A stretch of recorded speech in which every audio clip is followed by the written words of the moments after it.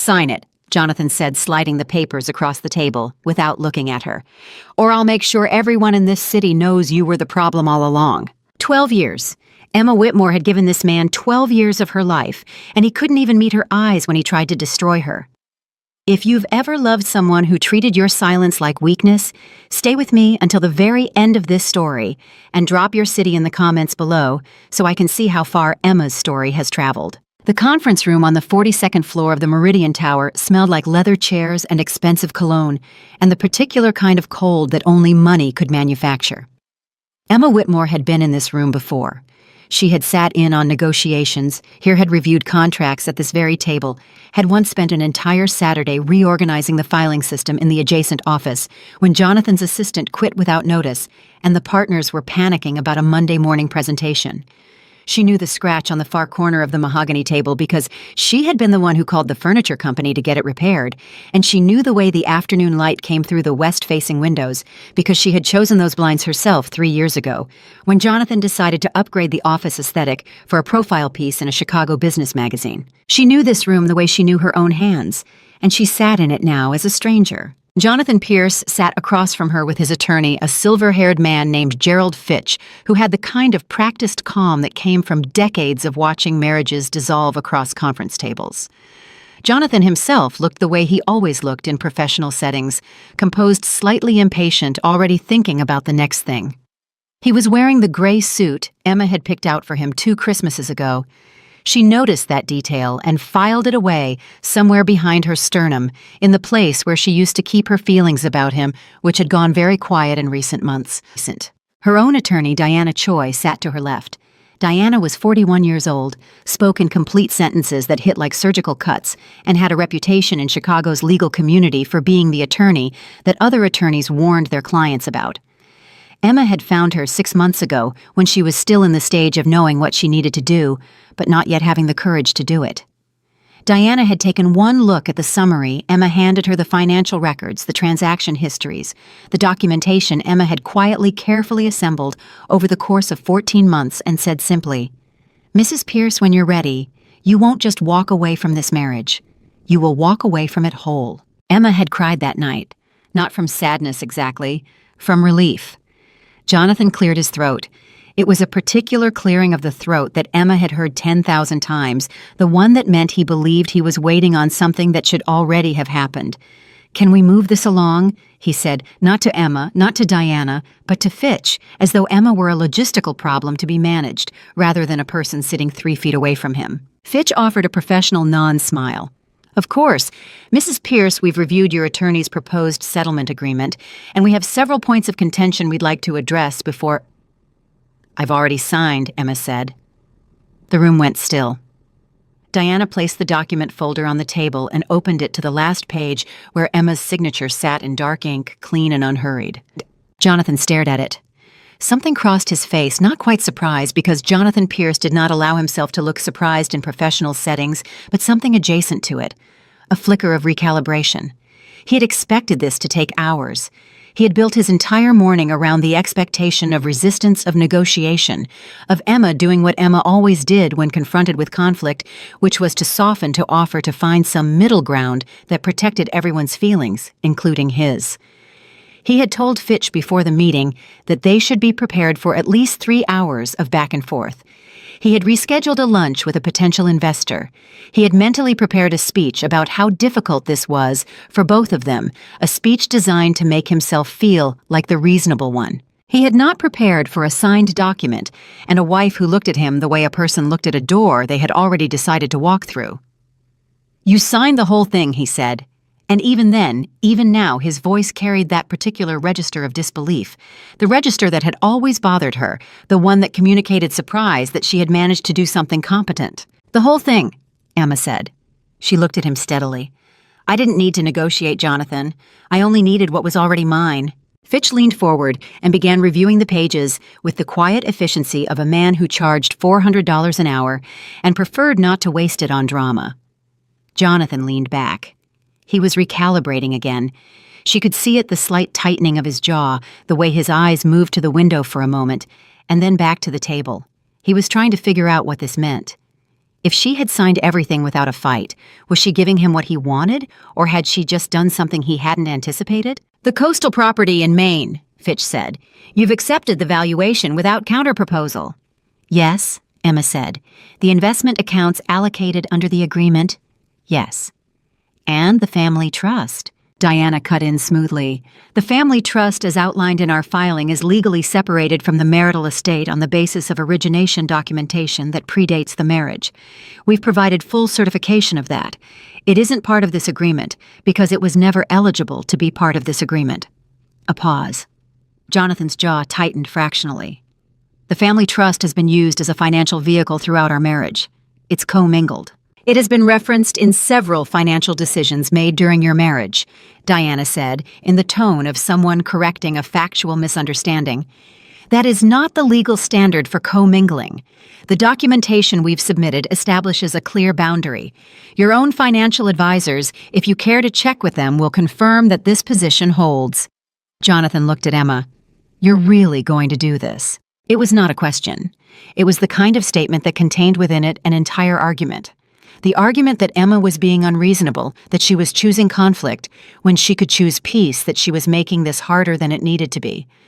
It was a statement she had heard in various forms throughout their marriage, usually in moments when she was doing something that inconvenienced him. She met his gaze. "I already did it." He looked away first. That had never happened before. In 12 years of marriage, in every disagreement they had ever had, in every difficult conversation they had ever sat through, Jonathan Pierce had never been the one to look away first. Emma noticed, and she did not let herself feel triumphant about it, because this was not about triumph. But she noticed. Fitch shuffled papers. "We'll need approximately 48 hours to certify and countersign on our end, at which point—" "Take whatever time you need," Emma said. She picked up her bag. She looked at Diana, who gave her a small, composed nod. "Diana has my contact information. If there are any additional questions, please direct them to her." She stood. Jonathan looked up. "Emma?" She paused. Not because she wanted to, but because 12 years of habit is a hard thing to override completely in a single afternoon. "You're making a mistake," he said. His voice had shifted. It wasn't the professional register anymore, it was the personal one, the one he used when he wanted to reach her. "Whatever you think is happening here, whatever you think you're walking toward, you need to understand that you're not going to find what you're looking for. Not the way you think." She looked at him for a moment, at the gray suit she'd chosen, at the conference room she'd helped furnish, at the man she'd spent 12 years trying to love into seeing her. "I'm not walking toward anything right now," she said. "I'm just walking." She walked out. The hallway outside the conference room was long and carpeted and very quiet, and Emma's heels made a soft, steady sound against the floor as she moved toward the elevator. She pressed the button. She waited. She got in. She pressed the lobby level. The doors closed. And then, in the 32 seconds it took for the elevator to descend from the 42nd floor to the ground level of the Meridian Tower in downtown Chicago. Emma Whitmore stood perfectly still, breathed in through her nose and out through her mouth, and allowed herself exactly 32 seconds of feeling everything she hadn't allowed herself to feel in the conference room. The grief and the relief and the strange, hollow ache of something that had been part of her for 12 years, finally completely severing. The elevator reached the lobby. The doors opened. She walked out into the marble-floored atrium through the revolving door into the afternoon light, and the city received her the way cities receive everyone, without ceremony, without acknowledgement, with the magnificent indifference that is both the loneliness and the freedom of urban life. She had a car waiting on the corner. Her phone buzzed as she approached it, a message from Diana that said simply, "Clean exit." Well done. She put the phone in her pocket. She did not check social media. She did not call her sister, not yet. She did not replay the conversation or rehearse what she might have said differently, because she had spent 14 months preparing for that room, and she had done what she went there to do. And the only direction that mattered now was forward. Her driver, Marcus, was a 53-year-old man who had been driving her to appointments for the last 2 years and who had the professional discretion to never ask questions. He looked at her in the rearview mirror as she settled into the seat. "Airport Mrs. Pierce," he said, and then caught himself and said, "I'm sorry, Ms. Whitmore." She had asked him to make that switch 6 weeks ago. "Yes," she said, "the executive terminal." Something changed in Marcus's expression. Not quite surprise, but a particular quality of attention, the way a person looks when they understand they are witnessing a moment that is bigger than it appears on the surface. But he was a professional, and so he simply nodded and pulled into traffic. Emma looked out the window as Chicago moved past her. She had loved this city once, genuinely loved it, the architecture, the energy, the particular quality of Lake Michigan in the fall, when the light came across the water in these long amber sheets that made everything look like it was made of something more significant than concrete and glass. She had chosen to build her life here because Jonathan's career was here, and she had been the kind of woman who organized her geography around someone else's ambitions without thinking of it as a sacrifice. It had simply seemed like what you did when you loved someone. You put your life where theirs was. You built where they built. The problem with that approach, she had come to understand, was that when they decided to build elsewhere, you had nothing left to stand on. She watched the Meridian Tower recede in the side mirror until it was just another building among buildings indistinguishable from the rest. She had met Jonathan at 28 years old at a fundraising gala for the Chicago Children's Art Initiative. She had been there representing her mother's foundation, her mother Catherine Whitmore, who had spent 40 years building a small but respected philanthropic organization focused on children's education and arts access. Emma had grown up inside the foundation the way some children grow up inside family businesses, learning its rhythms before she understood its purpose, absorbing its values through the simple proximity of watching her mother work. Jonathan had come over to speak to her at the gala, which was unusual because at that time he was already attracting a certain level of attention in the Chicago real estate world. And men at his level of ambition were not typically interested in the quiet women standing near the dessert tables, nursing their wine, and thinking about grant applications. But he had come over, and he had asked intelligent questions about the foundation, and he had listened to her answers, really listened, not in the way people listen at charity events while looking over your shoulder for someone more useful, but with actual attention. Emma had been startled by it. She wasn't used to being listened to. She understood later that Jonathan's attention in those early years had been a genuine thing. He had found her steadiness attractive, her intelligence compelling her organizational mind impressive.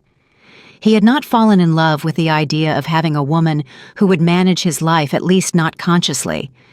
But somewhere in the years that followed in the long project of building a marriage and a reputation and a career, the nature of what he needed from her had shifted without either of them quite naming it.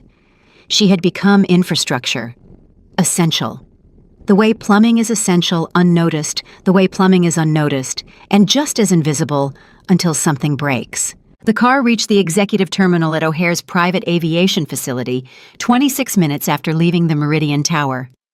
Emma had been to this terminal before she and Jonathan had taken private charters to vacation destinations in the early years, before the trips gave way to work obligations and separate schedules. She knew the protocol. She knew the check-in process.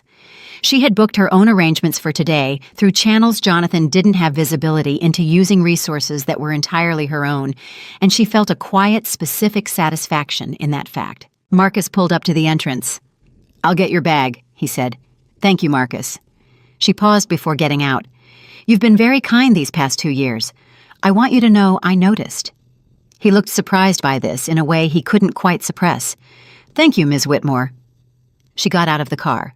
She was halfway across the terminal lobby, rolling her carry-on behind her when her phone rang. She glanced at the screen. Jonathan. She let it ring. It rang again 30 seconds later. She put the phone in her coat pocket and kept walking. The thing Jonathan did not understand, the thing he had never understood, because understanding it would have required a quality of attention he had stopped giving her years ago, was that Emma had not made any of her decisions out of anger. Anger was too volatile an emotion to build anything useful on. She had watched women make decisions out of anger, and the decisions were always reactive, always shaped by whatever the other person had done, rather than by what the woman herself actually wanted. Emma had been careful. She had been patient. She had given herself the time she needed to move from the raw emotional chaos of discovery, of finding the text messages from Claire Bennett on Jonathan's phone, of understanding that what she was reading was not a recent thing, but something that had been carefully, consistently hidden for nearly a year through the stages of grief and fury and self-doubt out the other side into something cleaner. Clarity. She had used that time to understand exactly what she had built during 12 years of marriage, and exactly what portion of it was hers, and exactly how to protect it. She had used that time to understand the financial structures that Jonathan had constructed around their shared life, including several that he had not told her about, including several that had relied without her explicit knowledge or consent on the family trust her mother had spent decades building. That was the part that had transformed her grief into something else entirely. She could accept that he had stopped loving her the way she deserved to be loved. People fell out of love. It was a human thing. It was painful, but it was survivable. She could not accept what he had done with the trust.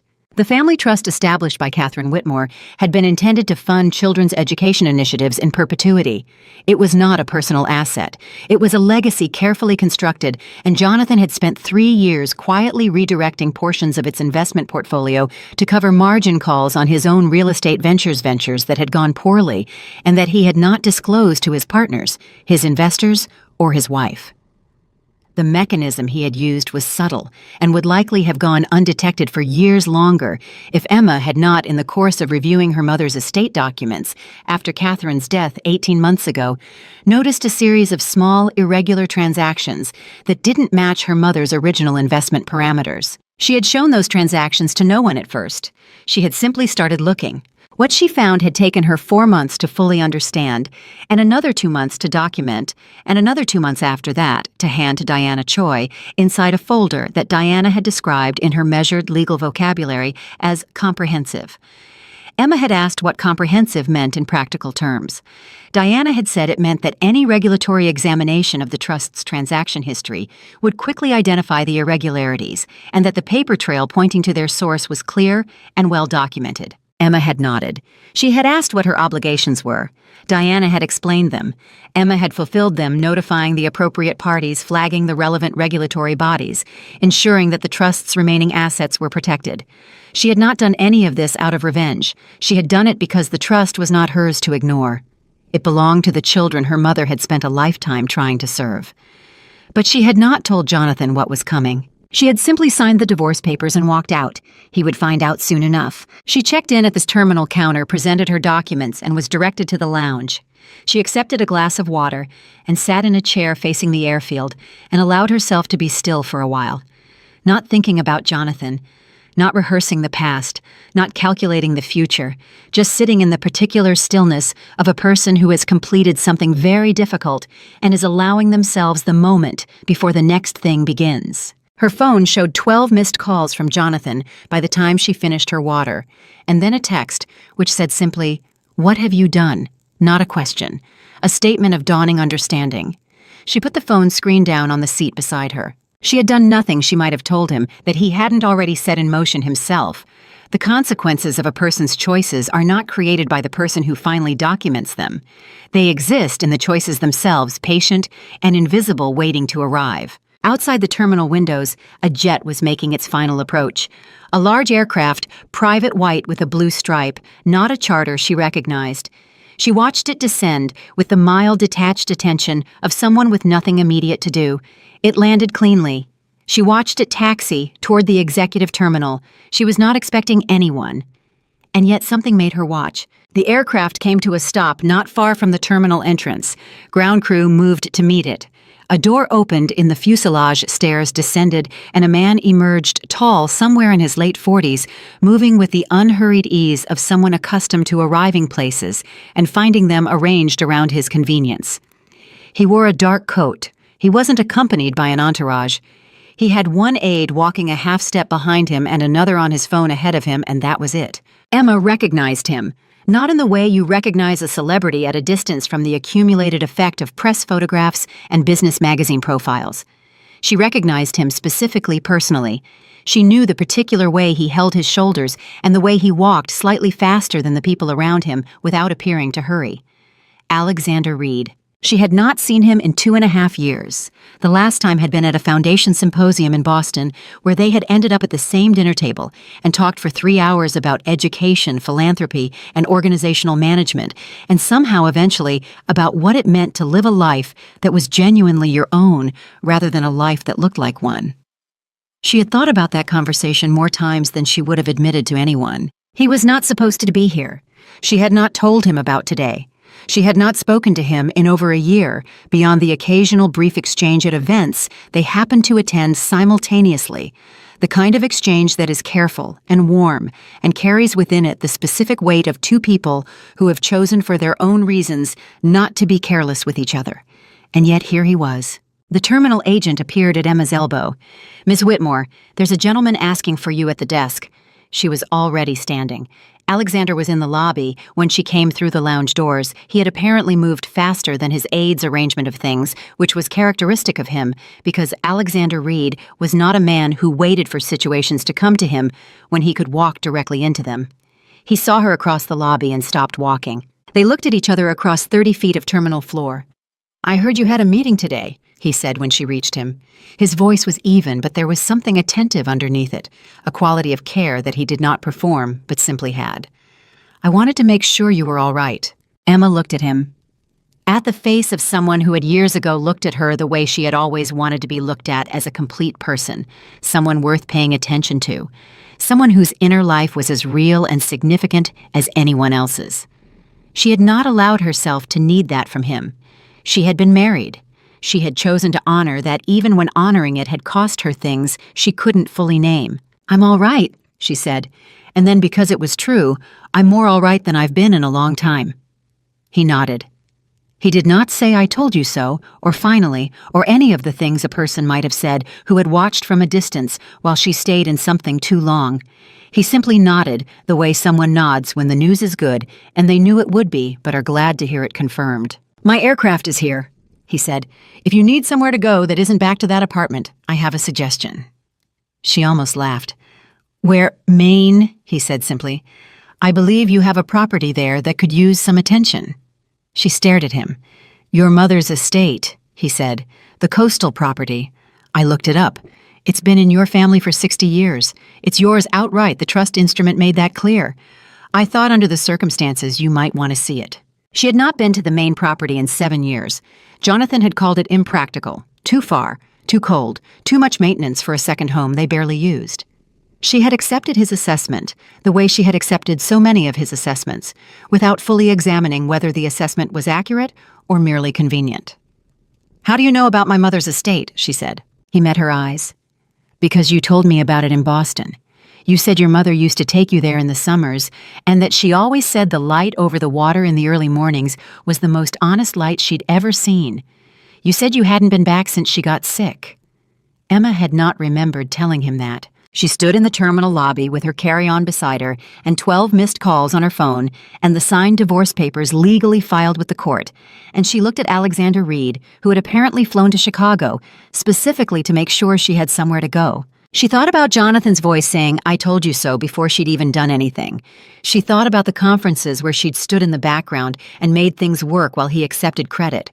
She thought about 14 months of quiet, careful, exhausting preparation for a moment that had taken less than 20 minutes to execute. She thought about the morning light over the ocean in Maine. "You flew to Chicago," she said, "just to check on me." "I flew to Chicago," he confirmed, "because you are someone worth flying to Chicago for, and because I have a suspicion that you have spent the last several years making decisions based on what other people needed from you, and I thought it might be useful to have someone ask what you need for a change." Her throat tightened, not from sadness, from the strange, disorienting experience of being accurately seen. "I need," she said slowly, carefully, "to stop moving for a little while. And then I need to figure out what comes next."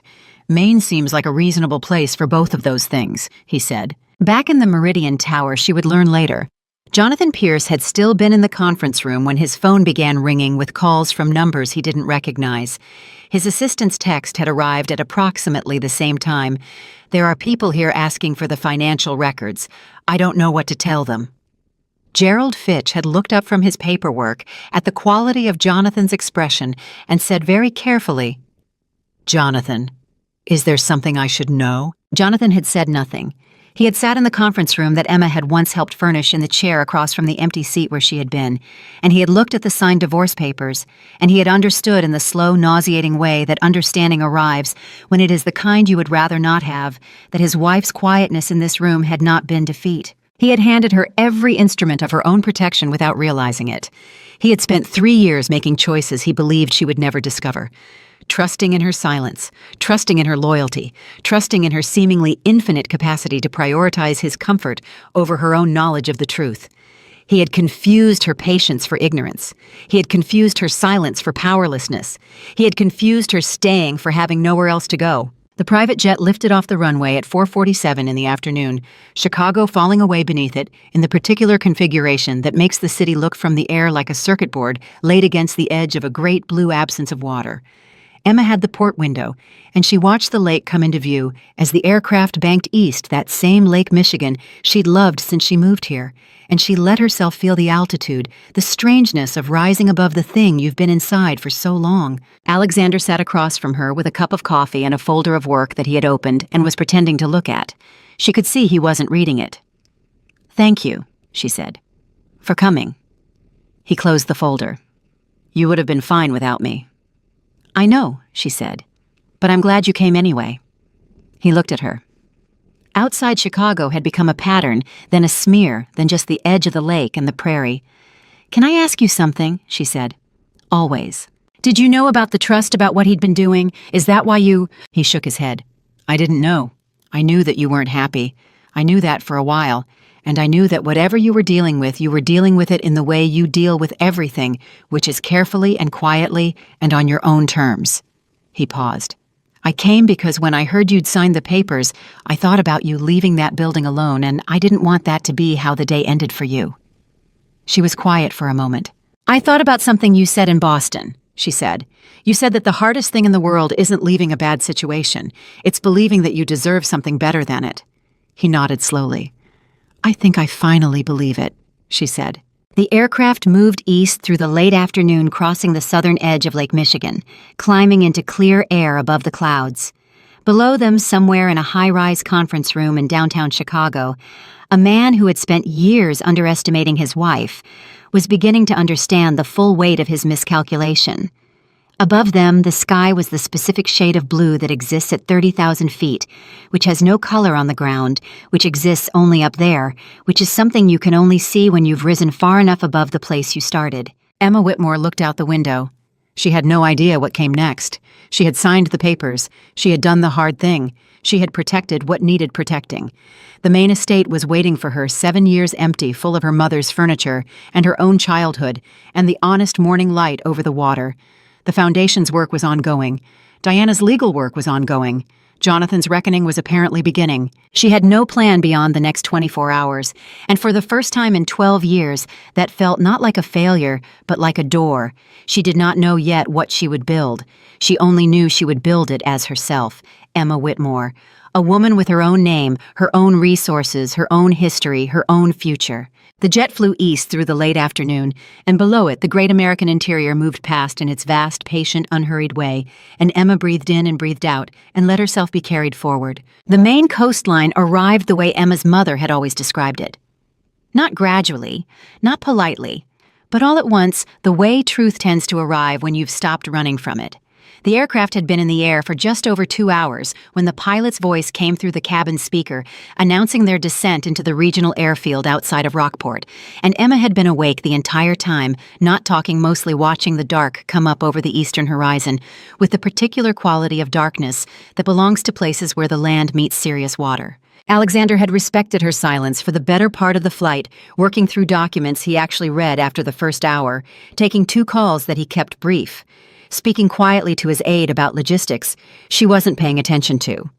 This was something she had always registered about him in the limited and careful way she had allowed herself to register things about Alexander Reed, that he understood the difference between being present and being intrusive.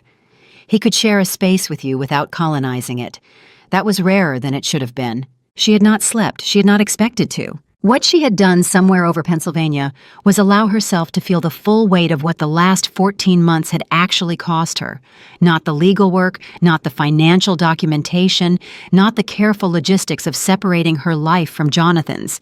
Those had been exhausting. Yes, but they had also given her something to do with her hands, something to organize a project large enough to fill the space where grief would otherwise have lived. What she hadn't done in all that time was simply sit with the fact that she had loved Jonathan Pierce. Not the man he had become. Maybe not even the man he had been for the last several years of their marriage, but the man she had believed she married, the one who had listened to her at the gala, who had wanted to understand what she cared about, who had said on their third date at a small Italian restaurant on North Clark Street that he thought the best thing a person could do with their life was figure out what they were genuinely good at and then spend all of it doing that. She had loved that man.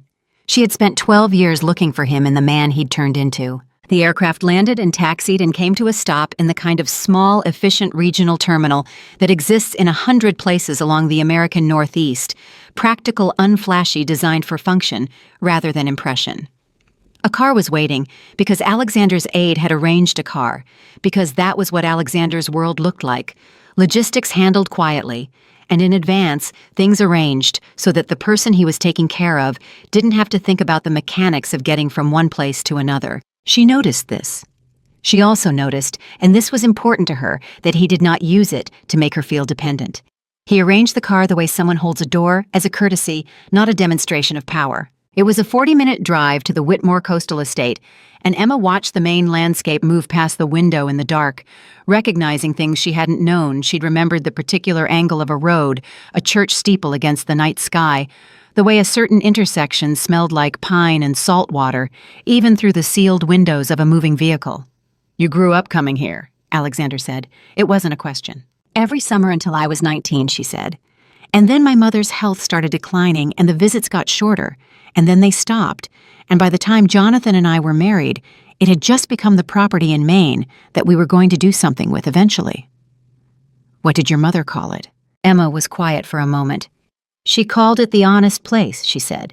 "She said the city teaches you to perform your life. She said Maine reminded her who she was when nobody was watching." The car turned off the main road and onto the private drive, and headlights swept across the front of the property, a large colonial structure that had been beautiful and would be beautiful again, that currently wore 7 years of vacancy, with the particular dignity of something built well enough to survive neglect. Emma felt the seeing of it hit her somewhere between her throat and her chest.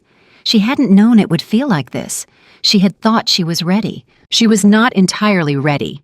Alexander said nothing. He was watching her face.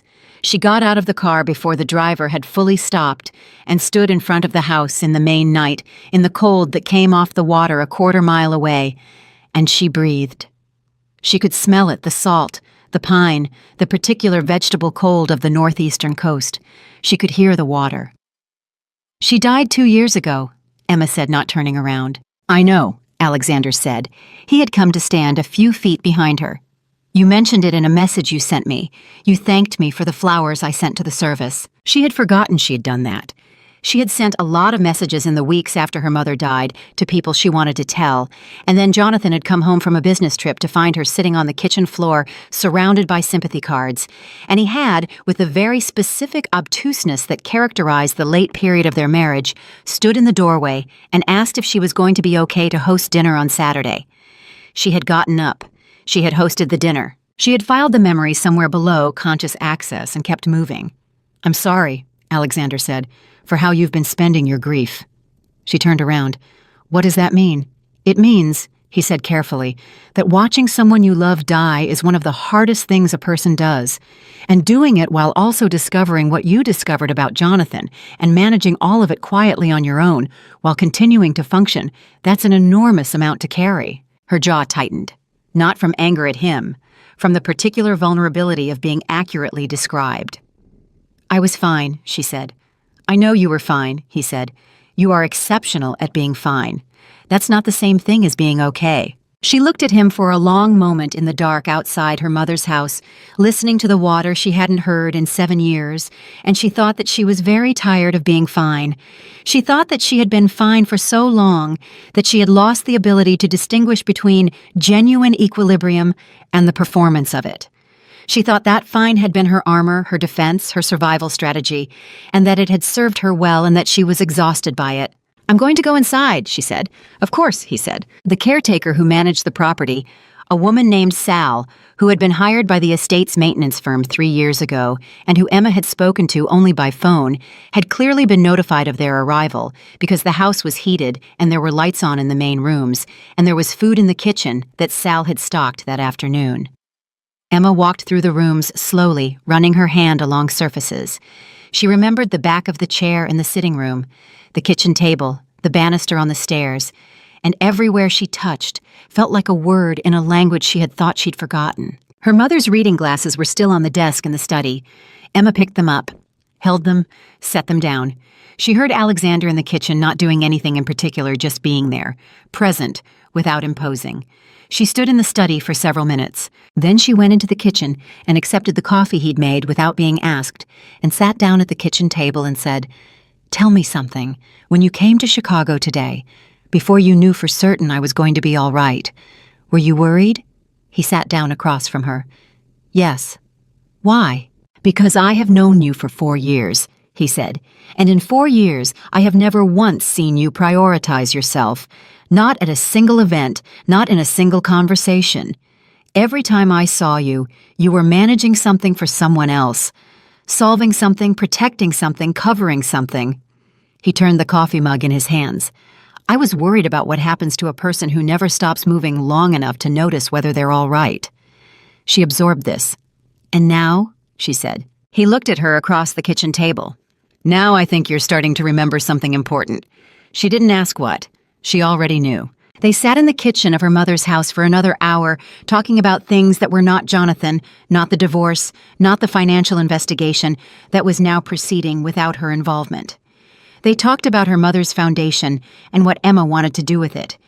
They talked about Alexander's work, which was more complicated than his public profile, suggested he had been using his investment portfolio for the better part of a decade to fund education technology initiatives in communities that traditional philanthropy tended to overlook, and the structural challenges of that work were things Emma, with her background, understood intuitively. They talked the way they had talked in Boston, the way two people talk when they have found in each other someone whose way of thinking about the world is genuinely compatible with their own. It was past midnight when Emma realized she hadn't thought about Jonathan in over 2 hours. She noted this and did not say it out loud, but Alexander must have noticed something shift in her face because he said, "What?" "Nothing," she said. "Something good." She slept that night in her mother's bedroom in the bed Catherine Whitmore had slept in for decades, with the sound of the Atlantic coming through the slightly warped frame of the window she had not been able to fully close. She had expected not to sleep well. She slept without dreaming until 7:15 in the morning, when the light came through the east-facing windows in the way her mother had described, honest, direct, unmediated by anything, and Emma lay in it for 10 minutes before getting up, and the 10 minutes felt like something she had not given herself in years. She was at the kitchen table with coffee and her laptop when her phone began in earnest to tell her what was happening in Chicago. Diana Choi had sent 3 messages beginning at 6:45 a.m. The first was a legal status update, concise, professional, the kind of message Diana sent when she was managing multiple moving parts. The second was a single line. The regulatory notification reached his partners this morning, and the third, sent just 7 minutes later, was, "His investors are asking questions. Brace for contact from his team." The contact from his team arrived 11 minutes after she read Diana's messages, in the form of a phone call from Gerald Fitch. She let it go to voicemail. Fitch's voicemail was measured and professional, and said that Jonathan was requesting an urgent conversation, and that Fitch hoped she would consider extending the courtesy of a call before the situation. He used the word situation. With careful vagueness escalated further. She texted Diana, "I have a voicemail from Fitch. Do I need to respond?" Diana's reply came in under 90 seconds. "No. Refer everything to me. That's what I'm here for." Emma set the phone down. Alexander came into the kitchen at 7:30, already dressed, looking like someone who functioned well in the mornings, which she was discovering he did. He poured himself coffee and read her face, the way he had been reading her face since the airport. "It's starting," she said. "I know," he said. "Fitch called you." She looked up. "How do you know that?" "Because Jonathan Pierce has 3 moves when he's cornered," Alexander said, sitting down. "The first is to send his attorney to offer the appearance of reasonableness. The second is to call people who might have influence and ask them to apply it. And the third, if neither of those works, is to go public with a narrative that positions him as the victim. He paused. I'm guessing you're on move one. She stared at him. You know him. I know his type, Alexander said. I've seen it before. Men who build their entire identity around a certain image of competence and control, when that image cracks, their first instinct is to protect the crack, not to actually fix the thing underneath. He's going to try to make this about me, Emma said. Yes. She was quiet for a moment. She had known this was coming. She had prepared for it conceptually. But sitting in her mother's kitchen, with the main light coming through the windows, with the weight of the previous day still settling through her, the reality of what Jonathan was going to do felt different than the anticipation of it. He was going to tell a story. He was very good at telling stories. He had spent their entire marriage constructing a narrative in which he was the engine of everything, the visionary, the driver, the one whose ambition and intelligence had built what they had built. She would be, in his version, either the bitter ex-wife conducting a scorched earth campaign, or the naive woman who had misunderstood financial documents she wasn't sophisticated enough to interpret, and this was the version she was most concerned about. The co-conspirator, the woman who had known and approved of the trust transactions, and was now conveniently claiming ignorance to protect herself. None of those stories were true. All of them were plausible in the mouth of a man with Jonathan's credibility and connections. She told Alexander about the third possibility. He listened without interrupting, which was something she had noticed he did consistently. He didn't listen the way some people listen, which is to say, while assembling their response. He actually listened. Is there documentation that separates your knowledge from his decisions? He said. Everything is documented, she said. Diana has a complete paper trail. My access to the trust records was limited to quarterly statements. The transaction logs that show the irregularities weren't in the statements. They required a deeper audit request, which I didn't initiate until after my mother died, and which I initiated specifically because the quarterly numbers weren't adding up. Diana has all of that. The timeline is clear. Then you're protected, he said. I know, she said. Being protected legally and surviving the story he tells publicly are two different things. He looked at her across the kitchen table. You know what the interesting thing is about the story he tells, he said. In his version, in every version, he can construct you are at the center. You are either what he's blaming or what he's defending against. After 12 years of being invisible to him, you have become, in the moment, he needs something to push back on the most important person in the room. He paused. The question is whether you care what people who believe his version think. She sat with that. She thought about the people in Chicago who knew Jonathan Pierce, who attended his events and read his press coverage and believed his image. She thought about the people who had, over the course of 12 years, looked past her to congratulate him, spoken over her to reach him, thanked him for things she had done. She thought about the investor dinners where she had managed the conversation and made sure the right people talked to each other and ironed out the tone of the evening, and how Jonathan had received the follow-up calls and the partnership offers while Emma received the catering invoices. She thought about whether those people's opinion of her mattered. She found to her genuine surprise that it didn't. Not the way it once had. Not in the way that fear of their opinion had kept her small for years. No, she said. I don't. Something shifted in Alexander's face. A quality of satisfaction, perhaps, or of recognition, the expression of someone watching another person arrive at something they've been moving toward for a long time. Good, he said. Her phone buzzed again. She glanced at it, expecting Diana, but the name on the screen was one she hadn't seen in over a year, Claire Bennett. She stared at it. Claire Bennett. 26 years old, Jonathan's year-long affair. The woman whose text messages Emma had found on Jonathan's phone at 11:30 on a Tuesday night 14 months ago, while looking for a restaurant confirmation email, which was so banal a way to have your life restructured that it had seemed almost insulting. Claire Bennett, who posted pictures of Chicago restaurants and vacation resorts and high-end shopping excursions to a social media following of 200,000 people, several of which pictures Emma had subsequently noted had been taken in locations that Emma had funded or arranged. Claire Bennett was calling her. Emma picked up.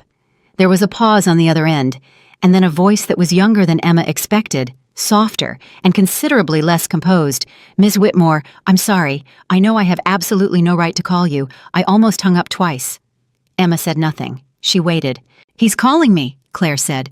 Jonathan, he's calling me every 20 minutes. He wants me to say things to people about you, about what happened with the trust. He says I need to back him up or he's going to—" She stopped. Her voice had the quality of someone trying very hard not to cry. "He said things that I think were threats, and I don't know what to do." Emma closed her eyes for exactly 3 seconds. She opened them. "Claire," she said, "are you in a safe place right now?" A pause. "I'm at my apartment." "Is anyone there with you?" "No." "All right," Emma said. "I want you to write down my attorney's name, Diana Choi, Choi. You can find her number through the firm Hartwell and Choi on Wacker. I want you to call her today and tell her what you just told me. Specifically what Jonathan said, specifically what he asked you to do. Can you do that?" Another pause. "Why are you helping me?" Emma thought about this for a moment. She thought about the honest answer, which was complicated, because the honest answer contained anger and sorrow, and something that had moved past both of those into something colder and more clear-eyed. "Because what he's doing to you right now," Emma said, "is a version of what he's always done to the people around him. He uses them. He calls it loyalty. He mistakes fear for love." She paused. "You don't owe him your future." The silence on the other end was long. "I'm sorry," Claire said finally, and it was the kind of sorry that carried more weight than the word usually carries, the kind that is trying to contain something much larger than an apology. "I know," Emma said. "Call Diana." She ended the call. Alexander was watching her. He had heard enough of the call to understand what had just happened, and his expression was the particular expression of someone who has just witnessed something that recalibrates their understanding of a person. "You didn't have to do that," he said. "No," Emma agreed. "A lot of people in your position wouldn't have." "I know," she said. "But she's 26 years old, and he is doing to her right now from a position of desperation the kind of thing that leaves marks. I'm not going to let him use her against me by ignoring her when she reaches out." Alexander was quiet for a moment. Then he said, "This is why." She looked at him. "Why what?" "This is why I flew to Chicago," he said. "Because you are the kind of person who on the morning after signing your own divorce papers, after everything you've been through, picks up a call from the woman who is sleeping with your husband and makes sure she has an attorney's phone number." Emma felt the words land somewhere in her chest. She had not thought of it that way. She had not done it to be admirable. She had done it because it was the obvious right thing, and she had never fully understood why the obvious right thing was considered remarkable when women did it. She said something like this to Alexander. He said, "Because most people, when they've been hurt enough, stop doing the obvious right thing and start doing the protective thing. You figured out that they're the same." She didn't know what to say to that, so she refilled both their coffees and pulled her laptop toward her and said, "I need to look at the main estate structural records. If I'm going to be here for a while, I need to understand what the property actually needs." He picked up his own phone. "I'll call my real estate team." She stopped. "I don't need Emma." His voice was patient. "I have a real estate team. They can pull permits, contractors, structural history, all of it in about 40 minutes. This is not me taking over your project. This is me offering a tool that will save you 4 hours of research." She considered this. She was used to refusing help on principle. She realized used to insisting on doing things herself, because accepting help had so often come with conditions, with implied debts, with the subtle shift of power that came from owing something to someone. This was different. He was offering a tool, not a transaction. "All right," she said. He made the call. She opened the property records she'd downloaded from the county assessor's office 3 weeks ago when she had started allowing herself to plan for a future that included Maine. The next 2 hours were the most practical, grounded, useful hours Emma had spent in recent memory. The property's structural assessment came through from Alexander's team, faster than expected, 42 minutes, and it was thorough, indicating that the main house needed roof work, updated electrical, and the replacement of 2 load-bearing supports on the east wing that had developed moisture damage, but that the bones were sound. The coastal studio her mother had used as an art space needed significant restoration. The outbuildings were in better shape than expected. Emma read through the report, making notes, and Alexander read over her shoulder occasionally and said useful things and didn't say unnecessary things, and the rhythm of it was easy in a way that working with Jonathan had never been, because Jonathan had never worked alongside her. Not really. He had given direction. He had reviewed outcomes. He had never simply sat beside her and helped. Diana called at 10:47. Emma put her on speaker. 3 things, Diana said without preamble. First, his attorneys have filed a motion to revisit certain provisions of the settlement, which is a delay tactic and will not succeed. Second, Claire Bennett called me this morning, which I was not expecting but was useful. She has information about communications between Jonathan and his financial officer that he absolutely did not want anyone to have. Third, a pause that was unlike Diana, who did not typically pause for effect. The Wall Street Journal has called our office. They're preparing a piece on the financial investigation, and they want comment. Emma and Alexander looked at each other. I will not be commenting, Emma said. That's what I told them, Diana said. They asked if you would be available for an interview. I won't. Also, what I told them. A beat. Emma, the investigation has moved faster than I expected. The regulatory body has flagged 3 years of transactions. That's more than what we initially identified. His partners are separating from him. One of his major investors I don't have confirmation yet, but the name I'm hearing is Hartford Capital is pulling their commitments. Emma sat very still. Hartford Capital. She knew that name. She had been in the room when Jonathan closed the Hartford deal. She had spent 2 weeks preparing briefing materials for the partnership meetings. She had ironed out a logistical conflict between Jonathan's team and Hartford's team in a phone call she'd made herself, without telling Jonathan she'd made it, because fixing it had been faster than explaining it to him. Hartford's lead partner, a man named Victor Stiles, had shaken her hand at the closing dinner and said completely unprompted that Jonathan was lucky to have her. Jonathan had not heard that. He had been across the room accepting congratulations from someone else. Does Hartford know about the trust? Emma asked. They know what the regulatory filing says, Diana said, which is enough. Victor Stiles has apparently been trying to reach you directly. How would he have my number? He doesn't. He reached out through your attorney, which is me, which is correct, and I am telling you about it now. A pause. He wants you to know that Hartford Capital is committed to the philanthropic framework your mother established, and that he would like to discuss that directly with you when you are ready. Emma processed this. Victor Stiles of Hartford Capital wanted to talk to her.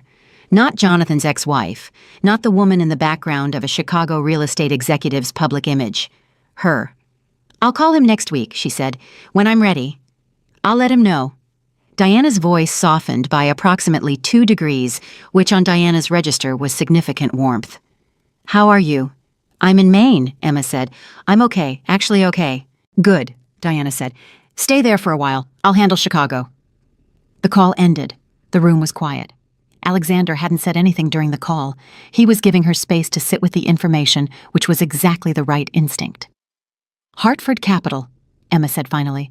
I know Victor Stiles, Alexander said. He is not a man who calls people to be polite. If he's reaching out, he has a reason. I spent 2 weeks preparing his partnership briefings, Emma said. Jonathan signed his name to them. Victor's been in business for 30 years, Alexander said. He knows what competent work looks like, and he knows where it comes from. He paused. What do you want to do with the foundation, Emma, really? Not the logistics, not the structure. What do you actually want to build? She looked out the window. The Maine morning had moved into late morning, now the light settling into something more horizontal and generous, and she could see the edge of the water from where she sat, could see the way it held the light and moved with it. She thought about her mother. About 40 years of quiet, determined work building something that was never famous and never powerful in the way power was measured on the covers of business magazines, but that had put thousands of children in rooms with art and books, and the experience of being told that their interior life was worth something. She thought about the women she had met over the years at the fundraisers and the conferences and the charity dinners, the women who were doing what she had been doing, managing, facilitating, carrying, and who were like her so good at it that the people around them had stopped noticing they were doing anything at all. I want to build something for women who are starting over, she said. Women who gave everything to a life that didn't see them and who need a place to rebuild. Not a shelter, not just financial assistance, something larger. Resources, yes, but also community, mentorship, the specific kind of help that comes from people who have survived what you're surviving and can show you what's on the other side. She hadn't said that out loud before. She had been thinking it, turning it over quietly for months, but saying it to another person made it real in a way, thinking it had not. Alexander was looking at her with an expression she couldn't quite read. What? She said. Nothing, he said. Keep going. I want it to be based here, she said. The estate. My mother loved this property. She would have wanted it used for something. A retreat component. Space for women to come here and breathe the way I'm breathing here right now before they figure out their next step. That's a foundation, he said. That's a foundation, she agreed. You know I have resources that could help you structure. I know, she said. And when I'm ready to talk about that, I'll tell you. Right now, I'm just saying it out loud for the first time. He nodded. He picked up his coffee. He said, Your mother would have approved. Emma felt something loosen behind her sternum. She didn't say anything. She didn't need to. At 11:50 in the morning, while Emma was on a call with Sal, going over the practical details of opening up the estate for extended occupancy, her phone showed a notification from a Chicago social media account she didn't follow, but which a friend had tagged her in. She finished the call with Sal before looking at it. When she looked, it was a screenshot. Someone at a restaurant in the Gold Coast neighborhood of Chicago had posted a photo. The caption said, Only things fall apart in interesting ways, doesn't it? The photo showed Jonathan Pierce sitting alone at a corner table staring at his phone. It was the particular quality of aloneness that is different from solitude. The aloneness of a person whose table is set for more people than are currently sitting at it, who has the look of someone who has been trying to reach people who are not responding. She recognized the restaurant. It was the one he took important clients to when he wanted to impress them. He was there alone. Emma looked at the photo for a moment. She did not feel triumphant. She did not feel relieved. She felt to her genuine surprise a faint and complicated sadness, not for what she had lost, not regret, but the specific kind of sadness that comes from watching a person arrive at the consequences of their own choices and understanding in real time that this is what wasted potential looks like. She had believed in him. For years, genuinely, she had believed in what he could be. That was not a small thing. It was not something she could simply erase or be glad she had escaped because she had invested it, really invested it, and the loss of that investment was its own kind of grief. She put the phone down. She went and stood at the window. The water was still there. The light was still honest. The house around her was full of her mother's quiet, persistent life. She said to the window, to the water, to her mother's memory, or to herself, or to whatever combination of those things the universe would accept, I'm not going to waste it. She wasn't sure what she meant exactly, except all of it. The time, the clarity, the second chance, the estate, the foundation she was going to build, the knowledge she had earned the hard way, all of it. Behind her, she heard Alexander on his phone in the kitchen, handling something in the measured, efficient way he handled things, and the sound of his voice in her mother's kitchen was not intrusive or strange, but simply present the way good things are present, not demanding to be noticed, just there. She turned away from the window. She had work to do. She went back to the kitchen table, opened her laptop, and began to write. She started with the mission statement.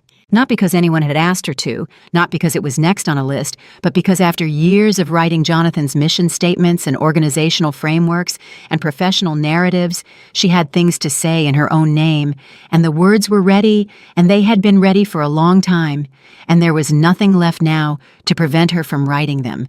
She wrote without stopping for 40 minutes. When she looked up, Alexander had made more coffee and left a sandwich beside her laptop without interrupting her, and he was across the room reading, giving her exactly the space she needed. And she thought that she hadn't known what this felt like, someone sharing your space without competing for it, because she had forgotten if she had ever known. She read back what she'd written. It was good. It was genuinely good. Not perfect. It needed work, needed structuring, needed the kind of precise language that grant applications required, but the core of it was clear and true and entirely her own.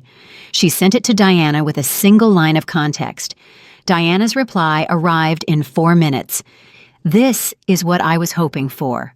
Don't change the core. I have 2 contacts to introduce you to when you're ready. Emma set the phone down. She looked out at the Maine afternoon, at the honest light her mother had loved at the water, that had been here before everything and would be here after, and she felt something she had not felt in so long that it took her a moment to name it. She felt like herself, not like Jonathan Pierce's wife, not like the woman behind the successful man, not like the keeper of secrets and the fixer of problems and the invisible infrastructure of someone else's ambition. Like herself specifically, Emma Whitmore, daughter of Catherine Whitmore, a woman of 42 years with a documented legal separation, a historic property in Maine, a clear set of skills, a foundation to rebuild and work to do. She closed the laptop. She got up from the table. She walked to the window. She looked at the water. She breathed.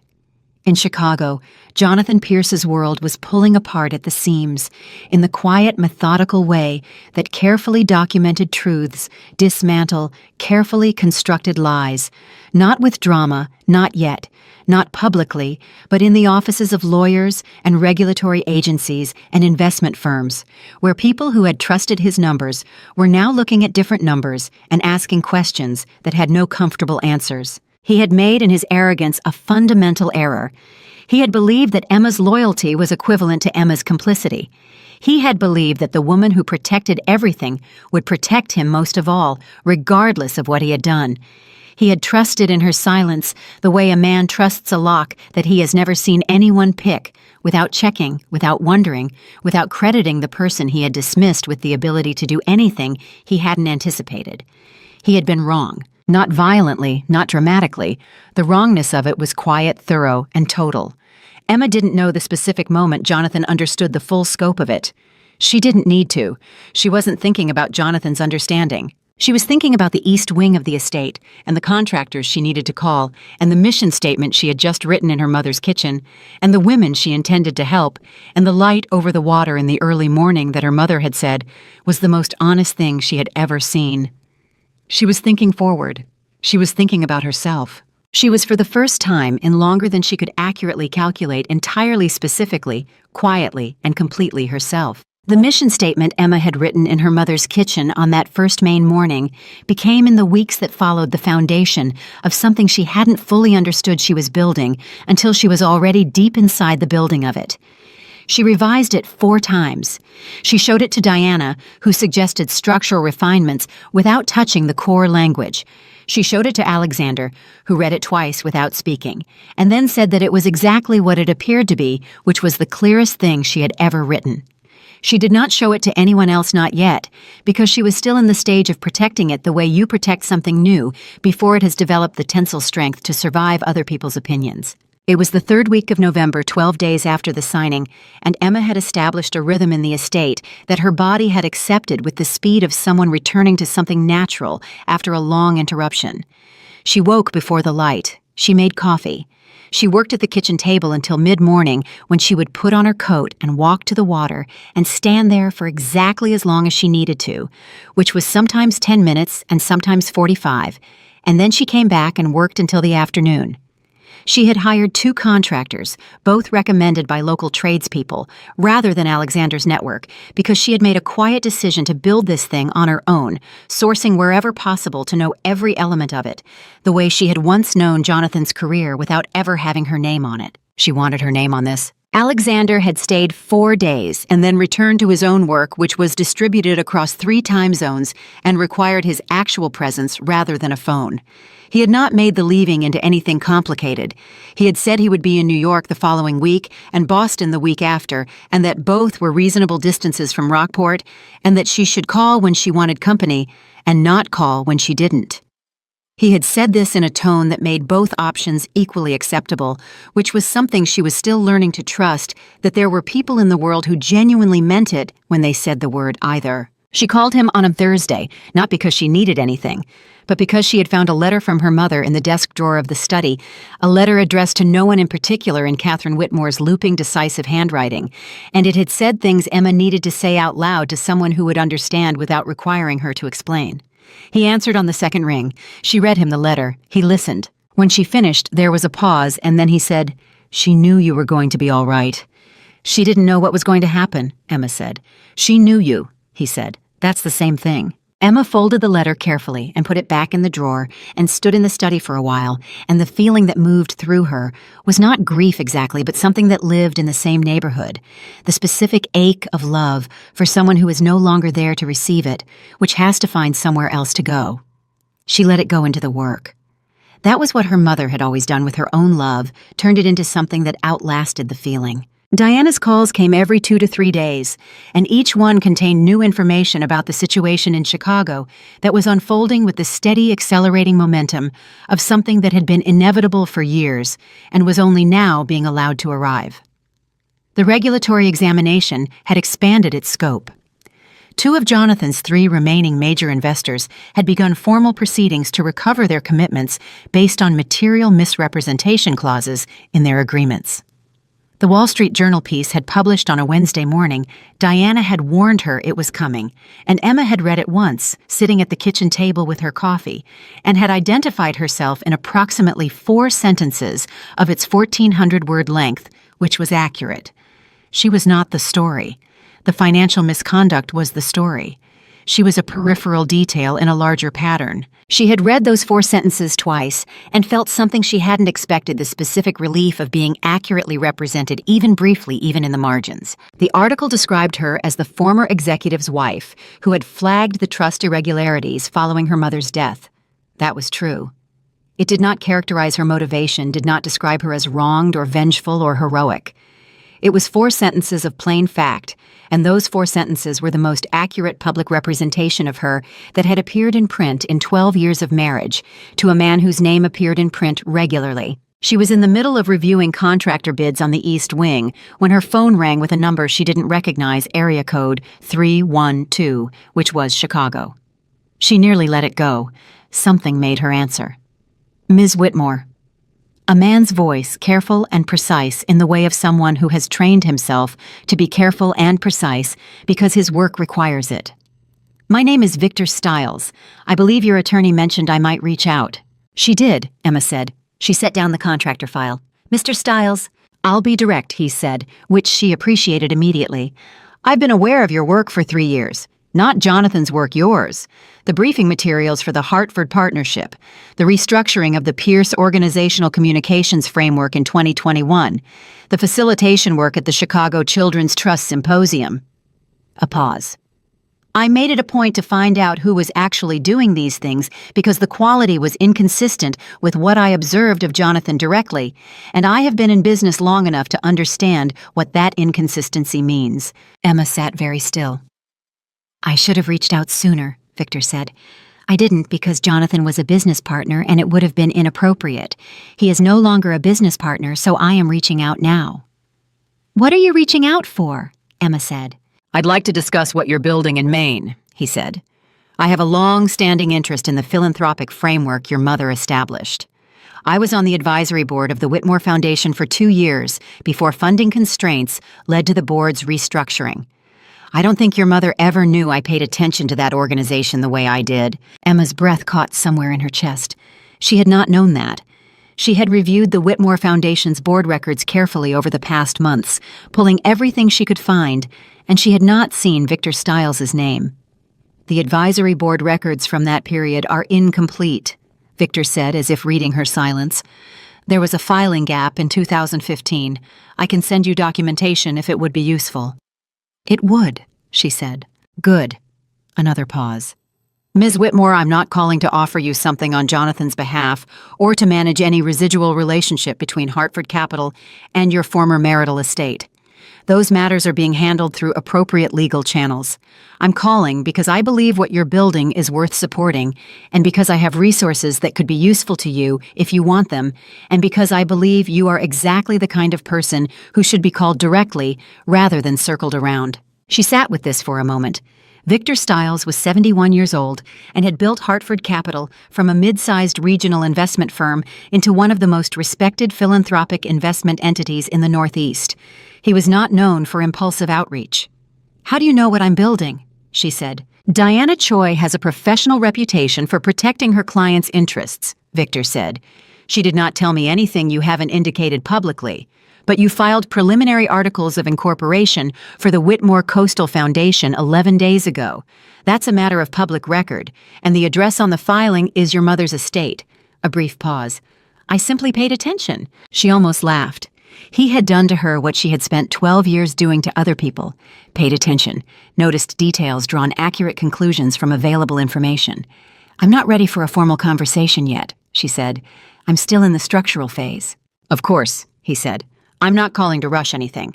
I'm calling so that when you are ready, you know there is someone in your corner who has been paying attention for longer than the current circumstances suggest."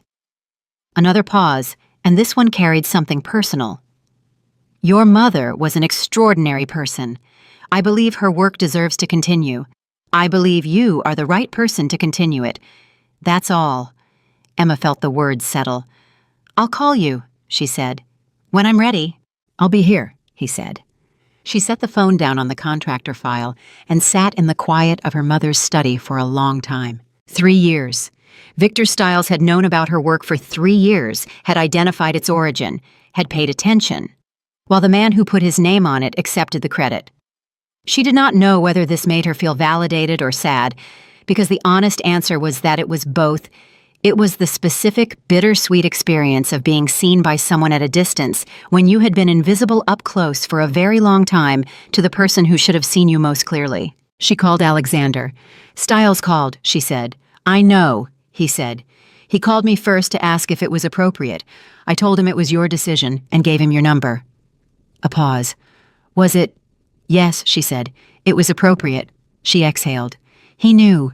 He knew for 3 years that I was the one doing the work." "More people knew than you think," Alexander said quietly. "That's the thing about your particular kind of competence. It's too consistent to stay invisible forever. It can be mislabeled, it can be attributed elsewhere, but it can't be hidden from everyone indefinitely." She didn't respond immediately. "Emma," he said, "are you all right?" "I'm trying to figure out," she said, "if I wasted 12 years or built 12 years. A pause. "Can I offer an opinion?" "Yes." "You didn't waste them," he said. "You spent them on someone who was not worth the investment. That's not the same as waste. You still have the skills, you still have the knowledge, you still have the relationships, the real ones. The ones Victor Stiles just reminded you exist." A beat. "Waste would be not using any of it now." She breathed. "Get back to work," he said, and there was warmth in it, not dismissal. She got back to work. The call she was not prepared for came on a Friday afternoon at 4:17 when the main light was doing the thing it did in late November, where it turned the color of old brass and made everything look like it was being preserved rather than just illuminated. She was on the phone with a local architect reviewing structural plans for the East Wing conversion, when her other line showed a number she recognized immediately, with a cold lurch of recognition she hadn't anticipated. Jonathan's mother, Margaret Pierce, was 74 years old, and she was one of the few people connected to Jonathan's life for whom Emma retained something genuinely uncomplicated. Not love exactly, but a real and specific regard. Margaret had never been a simple woman. She was sharp-minded and occasionally difficult, and she had a habit of honesty that her son had not inherited, or had inherited and then cultivated out of himself in the years when honesty became inconvenient. Emma had liked her. Margaret had liked Emma. This had been one of the uncomplicated true things in an otherwise complicated marriage. She ended the call with the architect. She answered. "Margaret?" she said. "Emma." Margaret's voice was 80% composed and 20% something that would have been tears in a woman with different habits. "I wasn't sure you'd answer." "I almost didn't," Emma said honestly. "That's fair." A pause. "I'm not calling on his behalf. I want to be clear about that. He doesn't know I'm calling, and if he did, he would likely tell me not to, and I would do it anyway because I am 74 years old, and I no longer do things based on his preferences." Emma felt something loosen slightly. "All right. I owe you an apology," Margaret said. "Not for what he did. I didn't know about the trust. I want you to know that.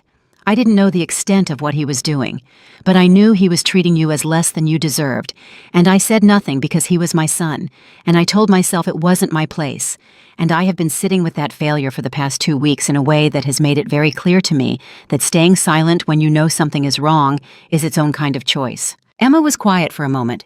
She thought about all the dinners at Margaret's house, all the holidays, all the moments when Margaret had watched Jonathan speak over Emma, or accept credit Emma deserved and had said nothing. She thought about how much it would have meant even once for Margaret to have said something. She thought about whether she was going to say that now. "It would have helped," Emma said, "if you'd said something."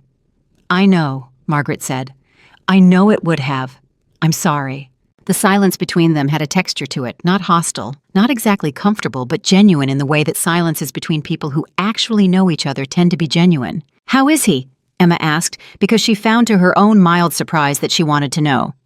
Not because she was going to do anything with the information, but because 12 years of loving someone leaves residue, and one of the ways residue manifests is in the continued quiet, involuntary concern for a person you've had to let go of. "Frightened," Margaret said. "He's frightened and he's angry, and he's doing what he does when he's frightened and angry, which is to make it everyone else's fault." A pause.